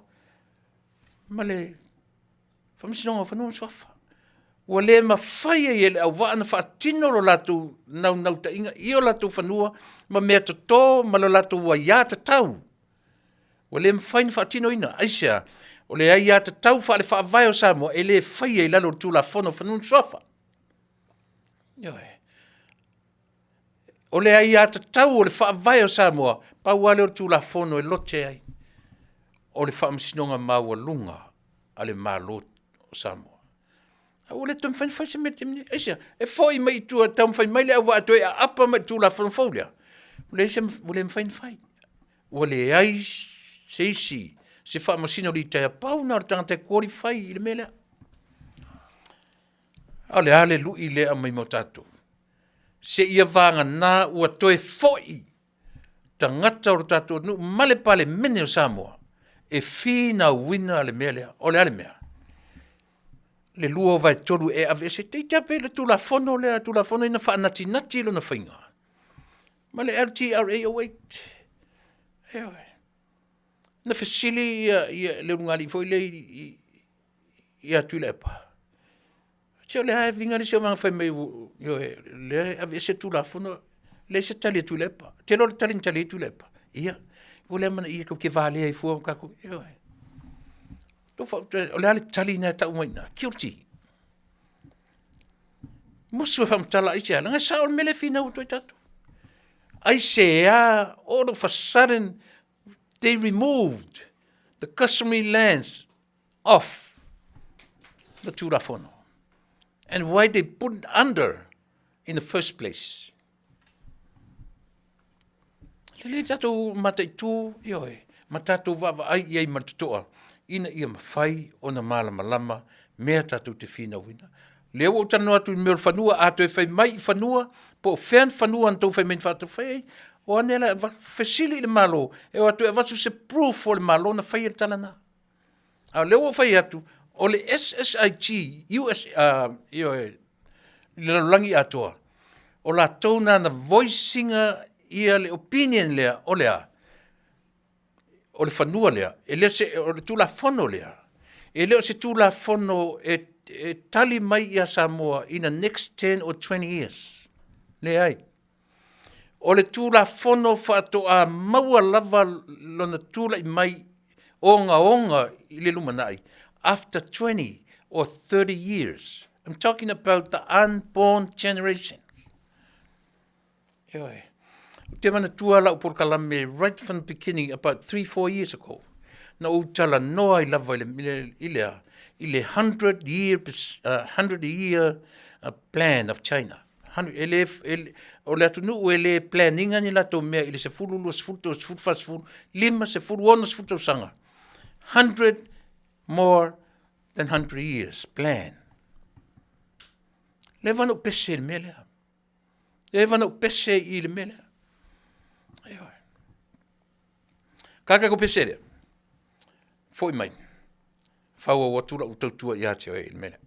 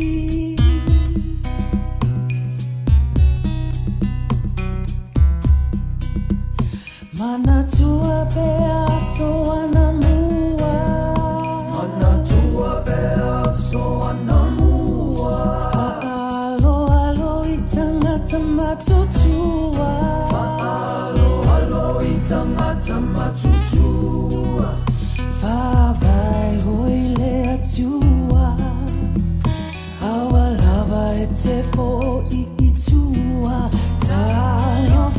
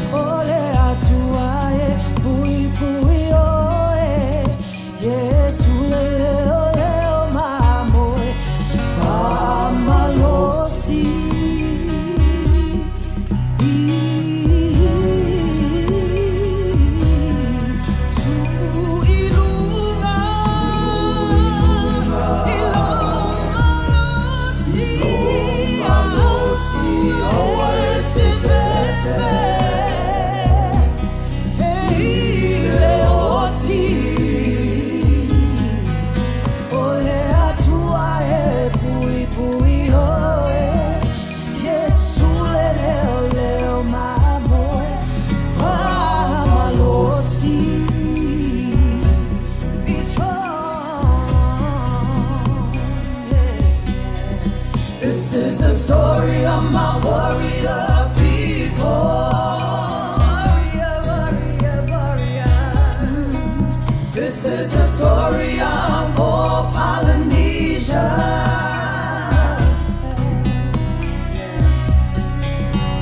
Where the warriors ruled and reigned, born as warriors and died as kings.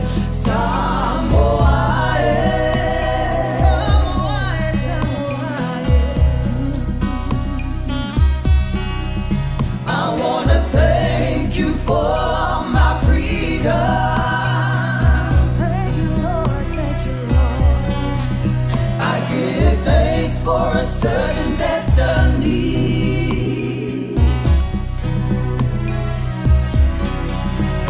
'Cause you fought and died for me. Show the world to live in peace. My Samoa, Tene Samoa, Oto Tamatoa. Yeah, yeah, yeah. Tuilaepa,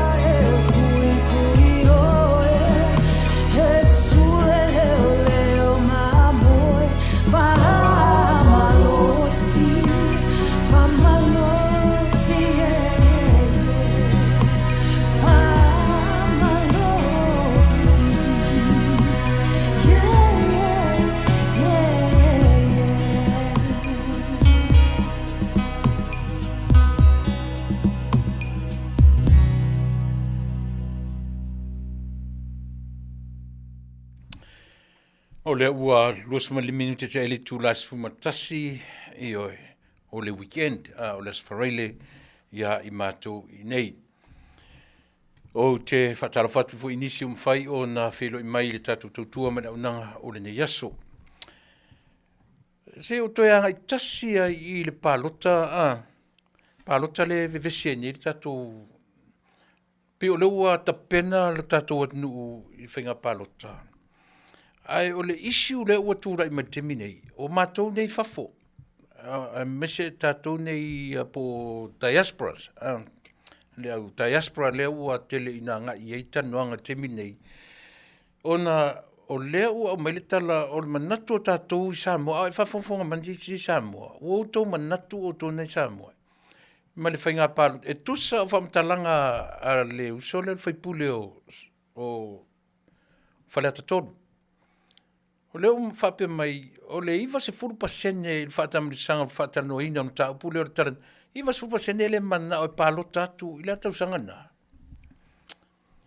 Il whatamrisanga furu le nata amilo i tua i a Talanoaina ni melea. O mai e le sui whaipule o wharatolu, e iwa se furu pasene o Samoa, e le mana na o pālota atu mato i whafo. Lea lana mafue, fo ina whapea le tala le whaipule, fo le leo safata. I le se whainga pālota ni tangata ese. Peo whoringa mai pālota Samoa tangata ese. Ia, tute loa. E maumau o te mi tātou ti Talanoaina masu e a tātou a watu fo i tātou le Mataupu tau remittance. Ia, e whina fo, nono winga. E maumau o tātou te mi tātou te whina woi, a tātou whina woi nai mea ia. Ta oto i whainga malo. Pau a leo la ua ngani. I se uso le minstalo leo e ana tonu ia le tulafono lea. You got to be in one page. E te tau o na tasi o tau mautou aroro whamai ia I mātou o lo I whafo o lea o lo lango malosi I le tatu whainga malo. Ona o lea lava au mai e whaipule le o pei na te sapoa le fina ngalo o le minsta o leo. Po le minsta o whainga palota. O ia tonu le ana tu la fono. Pat o le lava manino. Ma lau foi whaalongo. O lana foi na whaalongo. A lau foi la le whaalongo I le minsta. Le ai. O le lava ta pena mai. O le e ta pena mai ia le tūlanga. E mawhai ona. E moi foi o biometrics. Ia. O mea nai, o systems ngā po kalame nai tu te whauine. Se o mea atunu te tele nei. E oi. E malama le iai atunu whawhani. Le ala le winga o tatu emphasis, o le ala winga o tatu konsula. Pei foi o ne foi tau tua mane au nanga na mua I tūlei atua le mea lea.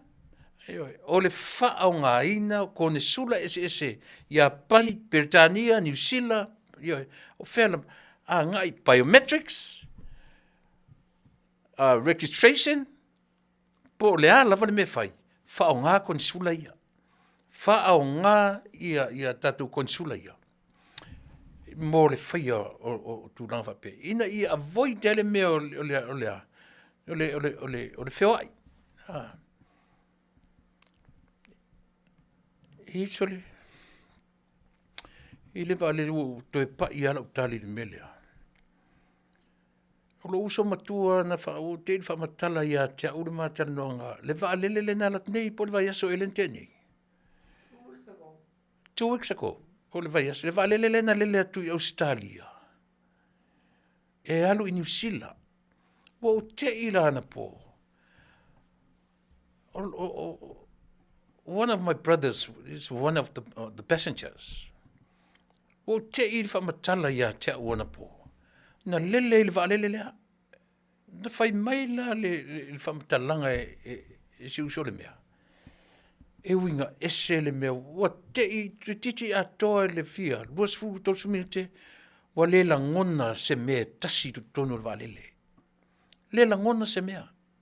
E oi.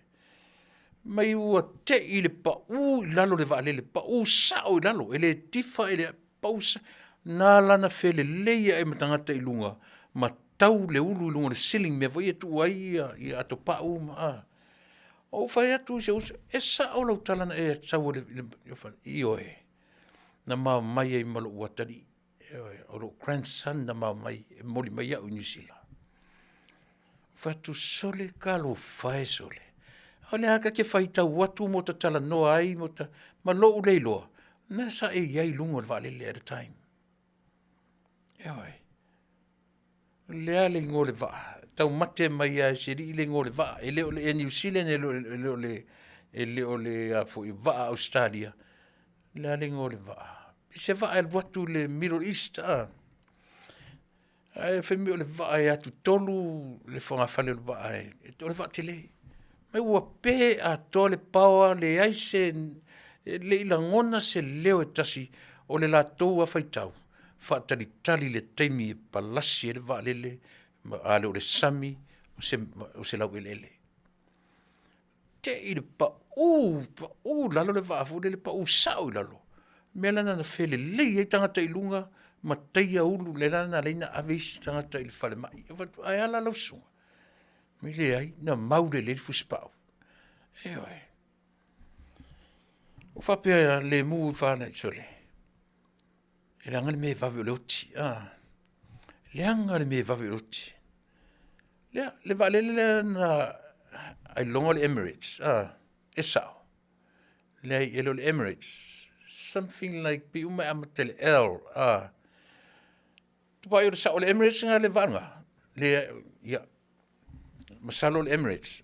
Maka ulia fo le Emirates le tau whai atu latu malanga e latu I Samoa. E si va le ngalo te le ngon ta o mele le ngol va. Al melana o te ai. Lele tuai lo uso matua, lele tuai le va le. O lo no winga. Ana se va ala vala e latu ma whaale kongo kuai, mo ka leilo aku, sore ka fio lai sole. What a life. Leangan me vafe sole. Ia, lea lau Talanoa atu i teimie. Me lai e maua.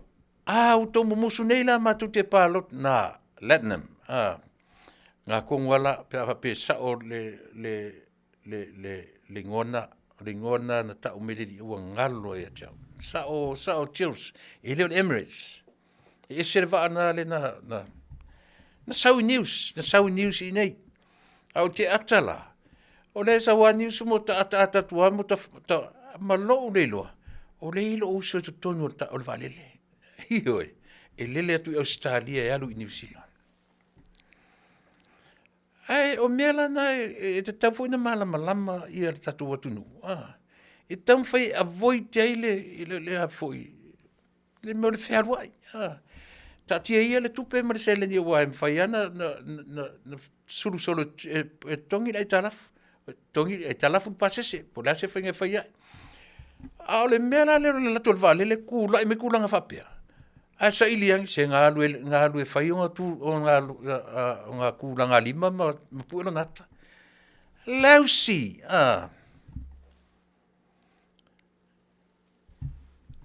ia ngala Lufthansa airline o saonga. Kongwa nga le nga entula i me fala blavena. Ala tu nei la e alu tanga te Samoa e pau ale le whainga o tu ala tu pa ule Vale le okay ala kala ka kula fai pe mena o fam talanga ile le isi usore na tu Vale le Australia e alu New Zealand okay ile ngo fam fa makala mai ya te usore fa mesole ke lo o pasi serva ana o ge me ngai fai ka de se news ngai se news le Vale tau fale tonu Famele wa toiti atole todos fulu minute bolitura wale la ngona le ma se me le va la ngona le se le se afoi le se moli le se me nothing e ola fasaren ke ia ko falonga ko pe ko paluku le mea ko e ola mai a toe a o le va New Zealand sorry u fa pe sorry ia o toinga popolenga na tu lai mai me fapia ai asa ili ai sole ko fia lai o kur Vale le sole ia Vale le pe ko se lau pa se Vale na Samoa feo ye e o Samoa fai e fai tu langa lima ma tapu e atani sole le angila me o le afai li fai toi foi tatu Talanoa wa ele Talanoa sisi ma tulanga fa pea ai o fainga fie ioi mana tua o le teknolosi la e tam fai le system tatu Samoa ele si teknolosi na fai mai Samoa o me atu ia tunu nei e malama le ia atu te tele nei le fainga o me ioi ai le no fam tam fai control mai ioi wa ia le fie lungo le palota si o popole to tele foi fans le fafone io to tele foi fans le hita pipi le fafo let them come let them vote from overseas from outside io fa tanga matu o to te manatu fa pena tu te video fa pena matu te tapu e fai matu biometrics lele atu na o meia toe foi mai toe lele toe vote sole o le akung o Vale le akung o kako pe fa pe pasia ko nga me fa pena o le akung o Vale le msime kako pe manatu fa pena tu la fono le ole fautuanga la fa toe sila to tatu fenga malo o to na to te tu malo o le you are the final saying po le lava malea o tau lava e sau ai le tala munumuri e le sau le faipule o fale tolu ia pe sau le taitai o le tuangai e sau le tatou kapineta o ina e sau ai le tali mao ioi ma le wha maoni o lea i tu ainga whapena Au le sila me sili ona o tilo iai ma to ale mele. Pe o fōringa mai la o ina mawai vai ele atunu.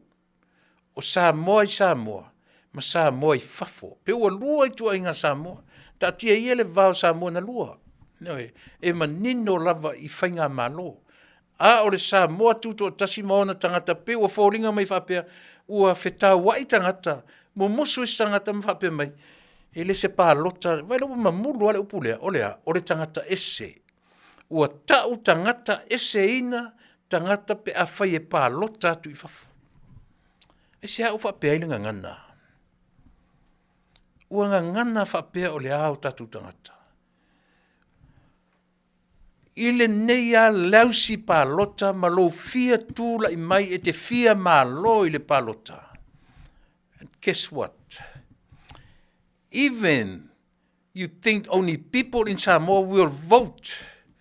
I'm telling you right now, tau te le malo lava. E hoi. Tau te le toe malo o mai le whaavavau lava, amene. Tau te le toe manu malo. E Fasa le Vale. Ai ai le taimi e sa oi. Le ngona lo por kalame mo oi. Mai o le talamoni ale te whai, tau te le toe manu malo e o mai whaavavau. Se i longa e sui le attitude. Se i longa e sui i mea tu te manatu iai. Sui tai. Sui ko inga mentality fia pule. Te loe, au koe sen mengi kaka ia, te au le ngofo whapeo ka malo i lungo le laulau. Au teimi fo i o tū mata malo e. Pe ie iei sa pelu na tū mai ono tua ma le atau Iesu, ma lona ofisa. Fesili atu la iei lansport, po lansport po to ina la rusina. Fai metala ta malo. Mana teini fo i o atu e. Fai metala ta malo. Le leo o Taunu'u le pupula. Ma le whakoso vo le kamalo.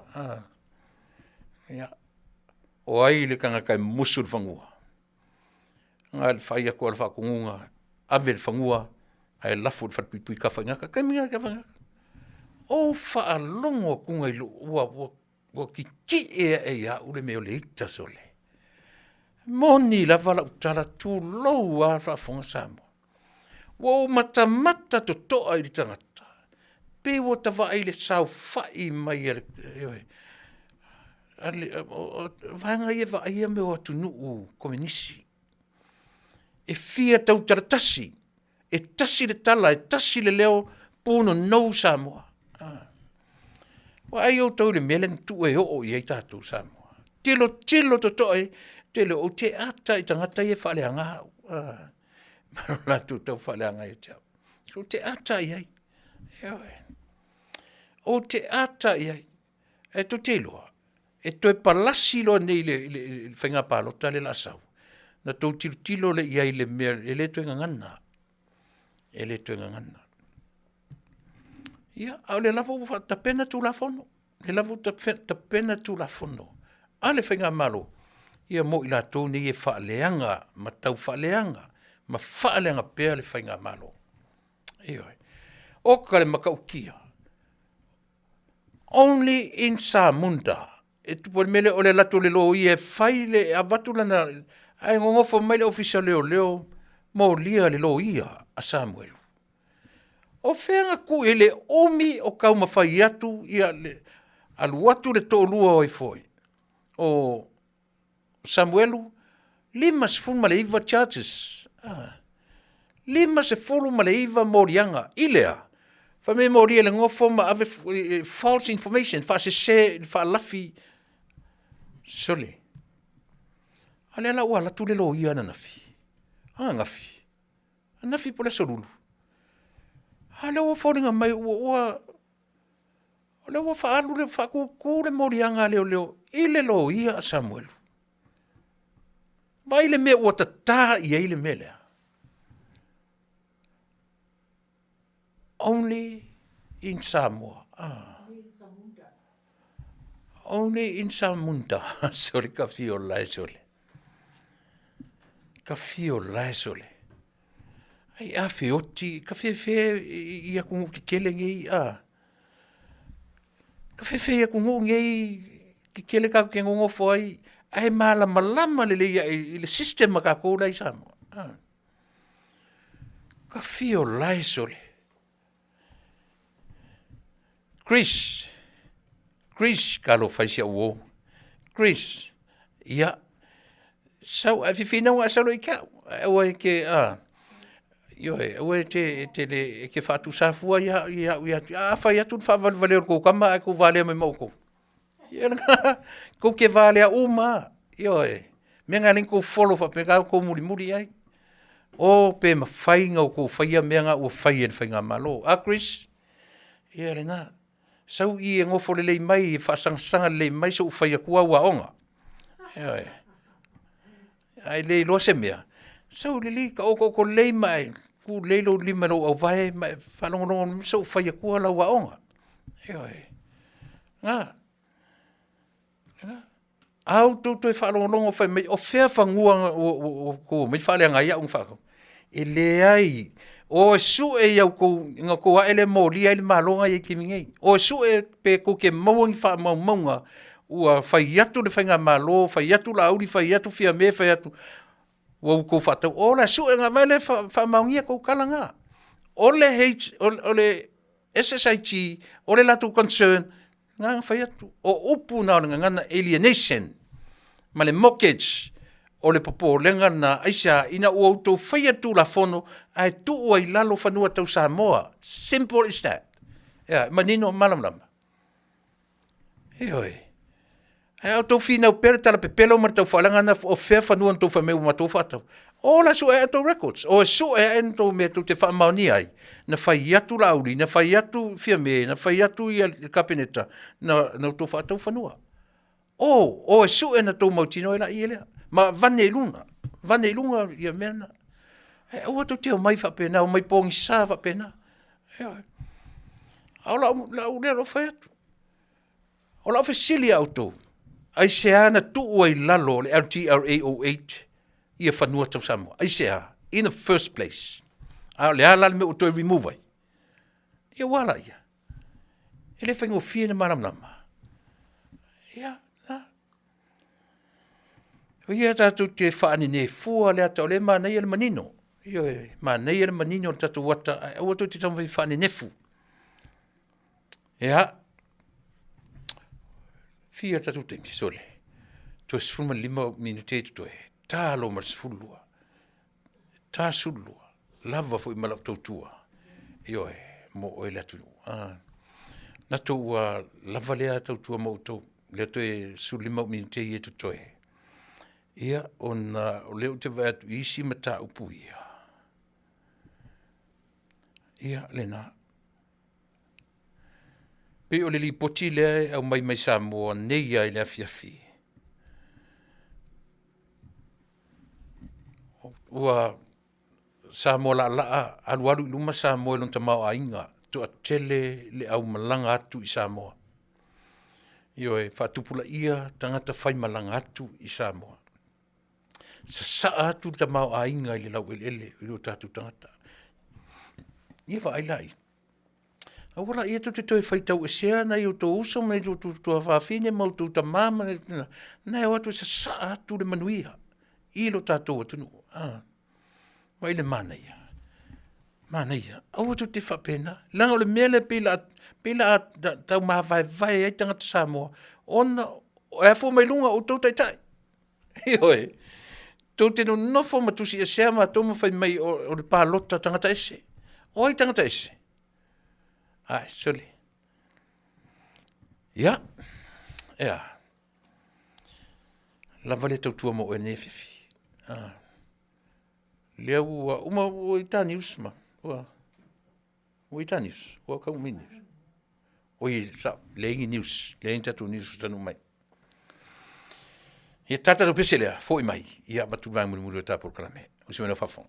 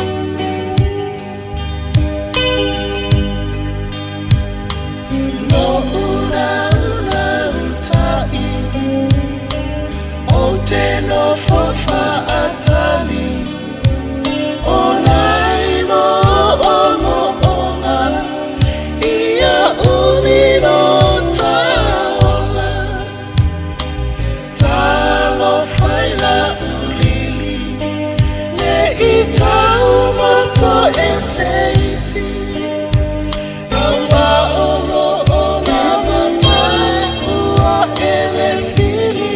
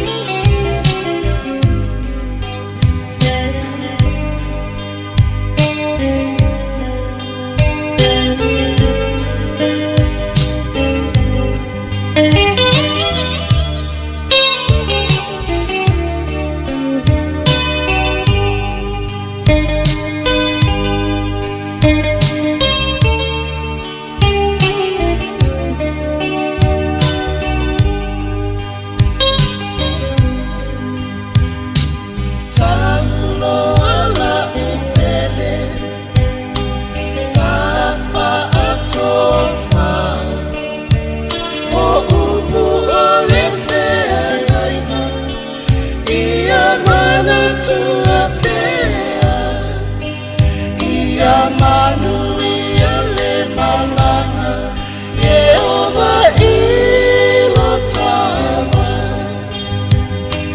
Tofa ina lau Afiona Tofa ina lau Afiona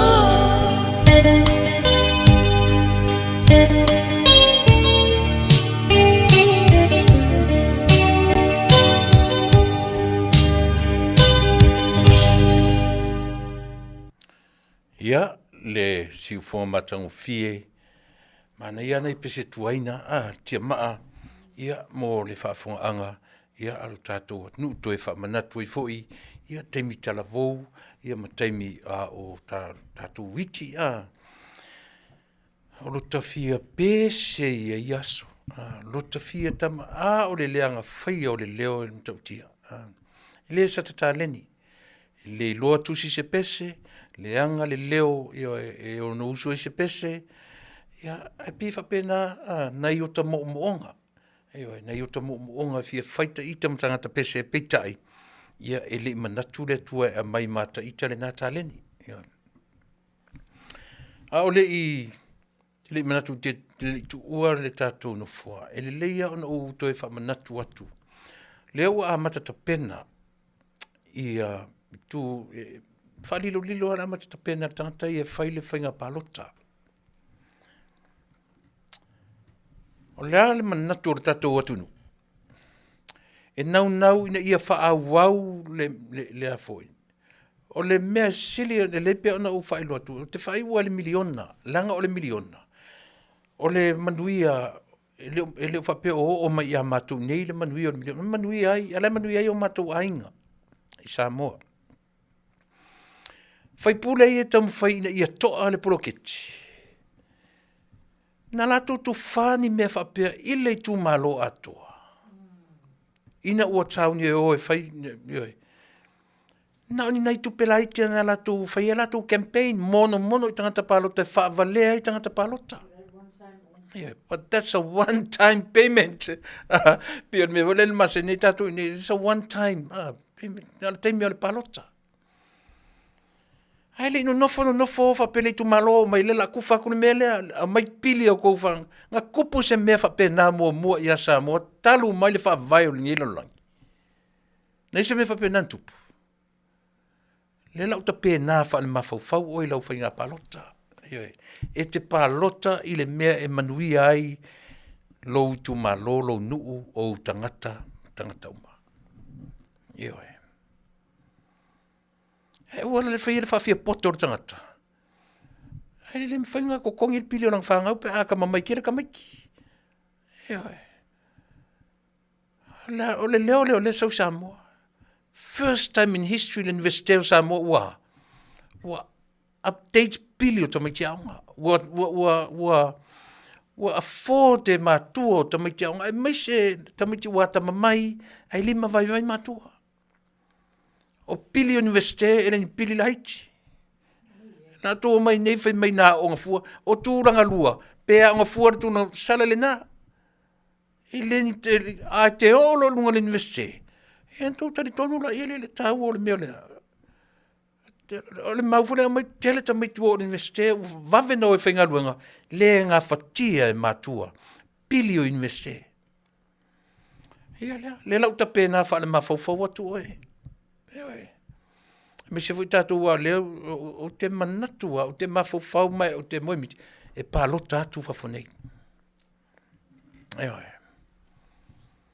Sauni le lau pālota, sauni le lei i le mea e mautinoa, e Manuia ai, me le tau o le alofa i a Samoa. Poloketi. Ewa ai foi o tau le poloketi lea. Ele i alus, ele i apa Samoa, loan mai fafo. E loan mai se 51,000 e whatino ni melea. Lea i e loke ai kokong. E fe e una i a foi numero i tutonua o tupe ua mau atu. Whatasi e masi sao, remittance, ma tau nei tau te mumusu mo te palo tatu. O le foreign reserve, ia o le nae luatu, i fafo nei. A le tala, le ale li poti o le foreign reserve. Upwards, pay downwards. It's going up. Keep going up. Le foreign reserve, awai. Ia o le nae. Nei o tō uso, nei o tō tuangane, nei o tō matua, nei o tō lupe wha alele. Ioe. Ea, e sa o pesi se. Ioe. Ioe nā. E so e ia tu te mai, tu te lola utala le la whai atu. O tō nei Samoa. Mā tu te le... A o whalea o ngā te tele mo i mātou i whafo nei. I whainga malo nei whea ngai mātou i aso oma. Whalea onga na mo matou, e a fuai o no matou langa atu i tatu atu, o le toa tele o tō nei Samoa, toa manino i a matou, tau langa i e whai atu i whafonei. E o atu te whai matou te atu i Samoa, e atu a Samoa, kau ke kakaa whakasi lau kaa ngai ke kaa i Samoa, ele whisea whai wanga. Eo. Ea. Lea i mangi mea, o whaingi whai au, lea la kau ngapa i e latu, ko ke mai lam whai mai e ave tangata i whafo e lingisi, a wako pau e leo ngā lua whanua ngau a watu le oso, tu uri matu le ui paelo, ku uri maku le oso ku na ngaku sa peru, ili afi, mea uma. Tia ole ola makanganga. Ewe, whanga manuia ngau a watu. Ia ngā. Ma po hai whai ngā malo, molo tu Silafia.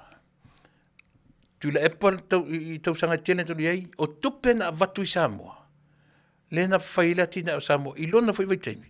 E le ia latu under his name. Ewe. Se vai le leva Tuilaepa, si o tamafoi. Se vai le leva na sau whai maritofi. Never, ever heard of any recognition of us diasporas from you. Never. Never heard. Te le i whaalongo whaatasi o e Faafetai mai i diasporas. Never did. E te le i acknowledginga fo i diaspora Samoa. Never did. Ana le pawale mena le whaaleanga yo tau tataa. Tau leangaina i mato. Wa tūra i mai le malofo. O le ale mena apa i ale malofo. Amana ia. Recognition. Amana ia fafo i mato nei. Tupuro whalavlave kakangit ke fongi. Tupuro whalavlave kakangit ke fongi. Ioe. Hai whai akur mea palo kako e whamile ai. Ai, soli. Ioe na. E tu sa foi la por whainga malo fia me ma kapeneta ma i te minei. Ili avatua ili i o atu ili avatuni tupe Samoa is not under fia me's name. Or not under whātua ili atua Samoa's name. Never. And it will never, ever happen. Gonna be happen. E le mwhaintupu. E tasi ale ngoe spela atu ai. Pe avatu le siaki, po le alava le mea e tasi ale sipelanga. Sa a mo o a. Tasi ale ngoa e watu ai mea uma. Ona o le ingoa o Samoa. E tu sa foi la pele pale mia Tuilaepa. Tu sa foi pele pale mia ia fia me. Ai ai sisi tangata pale mia. E la tua mea ia. Not because of few people, but us diasporas mo Samoa. Ea. Mana tua foi fatu a mawhai na mana ia atu nu te tele o le lalolangi. Ina ua ta ape mai tangata nu o Samoa. Ma pay tax ia tu nu uma ia no whai. E a mana ia tuai ma fuai na recognize ia tu te tele nei ma fuai o na vatu ia me ia i tu tono le atu nu. E alu atu i lalo o le suafa Samoa. E le o latu i lalo somebody's name. O se vaenga wha upwhai, po se ingo se pale mia, po se ingo le ao le malo le malo, nada. E tasi ale ingoa na alu atu ai o le ingoa o Samoa. Mena ia manino a tatou tunu. Ia manino ai o tatou tangata. Eoi. Ono se folu a matalo na ngai mai tatou tangata i fafo. Migrate. O mai fafo. Eoi. E te whaamata e te ana whapeno nofo ama tua te vitua, ma te vitua Samoa, e o te vitua tūlanga lea. No. Ana whapeno nofo ama tua o Ifoi, o Joseph Parker i Samoa, e o Joseph Parker i Levanora. Le ai. Eoi. E vai o le ingoa, oi le ingoa le e lungo le fua. E mulinga New Zealand te lele sao i ola o alo i o Samoa. Ai lele ai malingoa. O leva na ola i lalo lea. O leanga le lei o New Zealand. Leanga le lei. A tu te vai o to i tamata alo ia. Na o atu a tamu fai ese a pena whana nau i New Zealand, pena whana nau i Australia, pena whana nau i Amerika. When they realize they are not Americans. They are not Australians. They are not le reality o lato matua. Ma le manava na whanau mai ai o le manava Samoa. Ea. Pena whanau ai whafomwhia. E su e a le manava. Le mea e sau e le manava na whanau wina ia i le larolangi. E lato mai nei whai me o matu tangata ese. Ia. Lava ia tala. Tatu to e wheloa i le vai esfo. Lea ua te alitu lasfu malua. Lau fionga tu mtei pare mia. O upu masani si ufonga o tai afo. Eoi. Matu te le manatu e sao upu ia e whele le solo i lunga o penga te whailangi. O te musu te Talanoaina. Aisea. E nau le loto i le tatu whainga malo. E nau le loto i tūla i mai le tatu whainga malo na tapena na ole ai tangata o le atunu i le atua o Samoa na mafu ai o no tu. To te le tūla i mai o no sautou le lei ma sautou i loa ma sautou ata mai ma sautou poto le ai. It's not about you. It's about God who chose you. O le atua o Samoa, o le atua o Israel. O le atua o tatou forefathers. O lo latou soifua, mo lo latou wola whatuatua. Na tapena ai o tau lea o tau no nofo mai i le taimei. E le ngalo i ateau. Le seminar na watu ai ia te malo mai si amani. Ma wha mala malama i te tonu. Awane i ngalo ia o tau. Le ua tūla i mai e whaimata i tai o Samoa. Don't you ever forget. Go back to the voters. Those are the people, the owners, who put you on that chair. Don't you ever forget. don't you ever forget. Manuia tele o tō. Manuia o tō whaiva. Loto te tele. Eoi. E le i tai uma lautou mission. O lautou mission, whatoa tau manino mamala malama Samoa atoa in another 5 more or 10 more years. E te le lautou ngā ruenga. E le titi lautou wala awina. Loto te tele. Awane i ai se wa ainga tau te whi aina i ai. Tau te whi aina i loa. Wa iai i nāle me tau le selfish. E whaapito le tangata i ona manatu. E whaapito le tangata na o ia mai le ai. Awa tau te whi aina i tau whi tōtō ai. I lunga o le pāle mene o Samoa. No nofo mai voters ma le pule o oe. O i lātou e te toe fōi e tonu. O i lātou e te alatu i whafo whatiro matuaniu. Ea. O le tala moni le o whai atu. Tautua nā ma o tau le atunu. Tautua nā ma o tau le atunu. Aua tau te whetōtō ai i lunga o le platform a o mai moa Samoa. Manuia te leo tō whaiva. Soifua mai Manuia.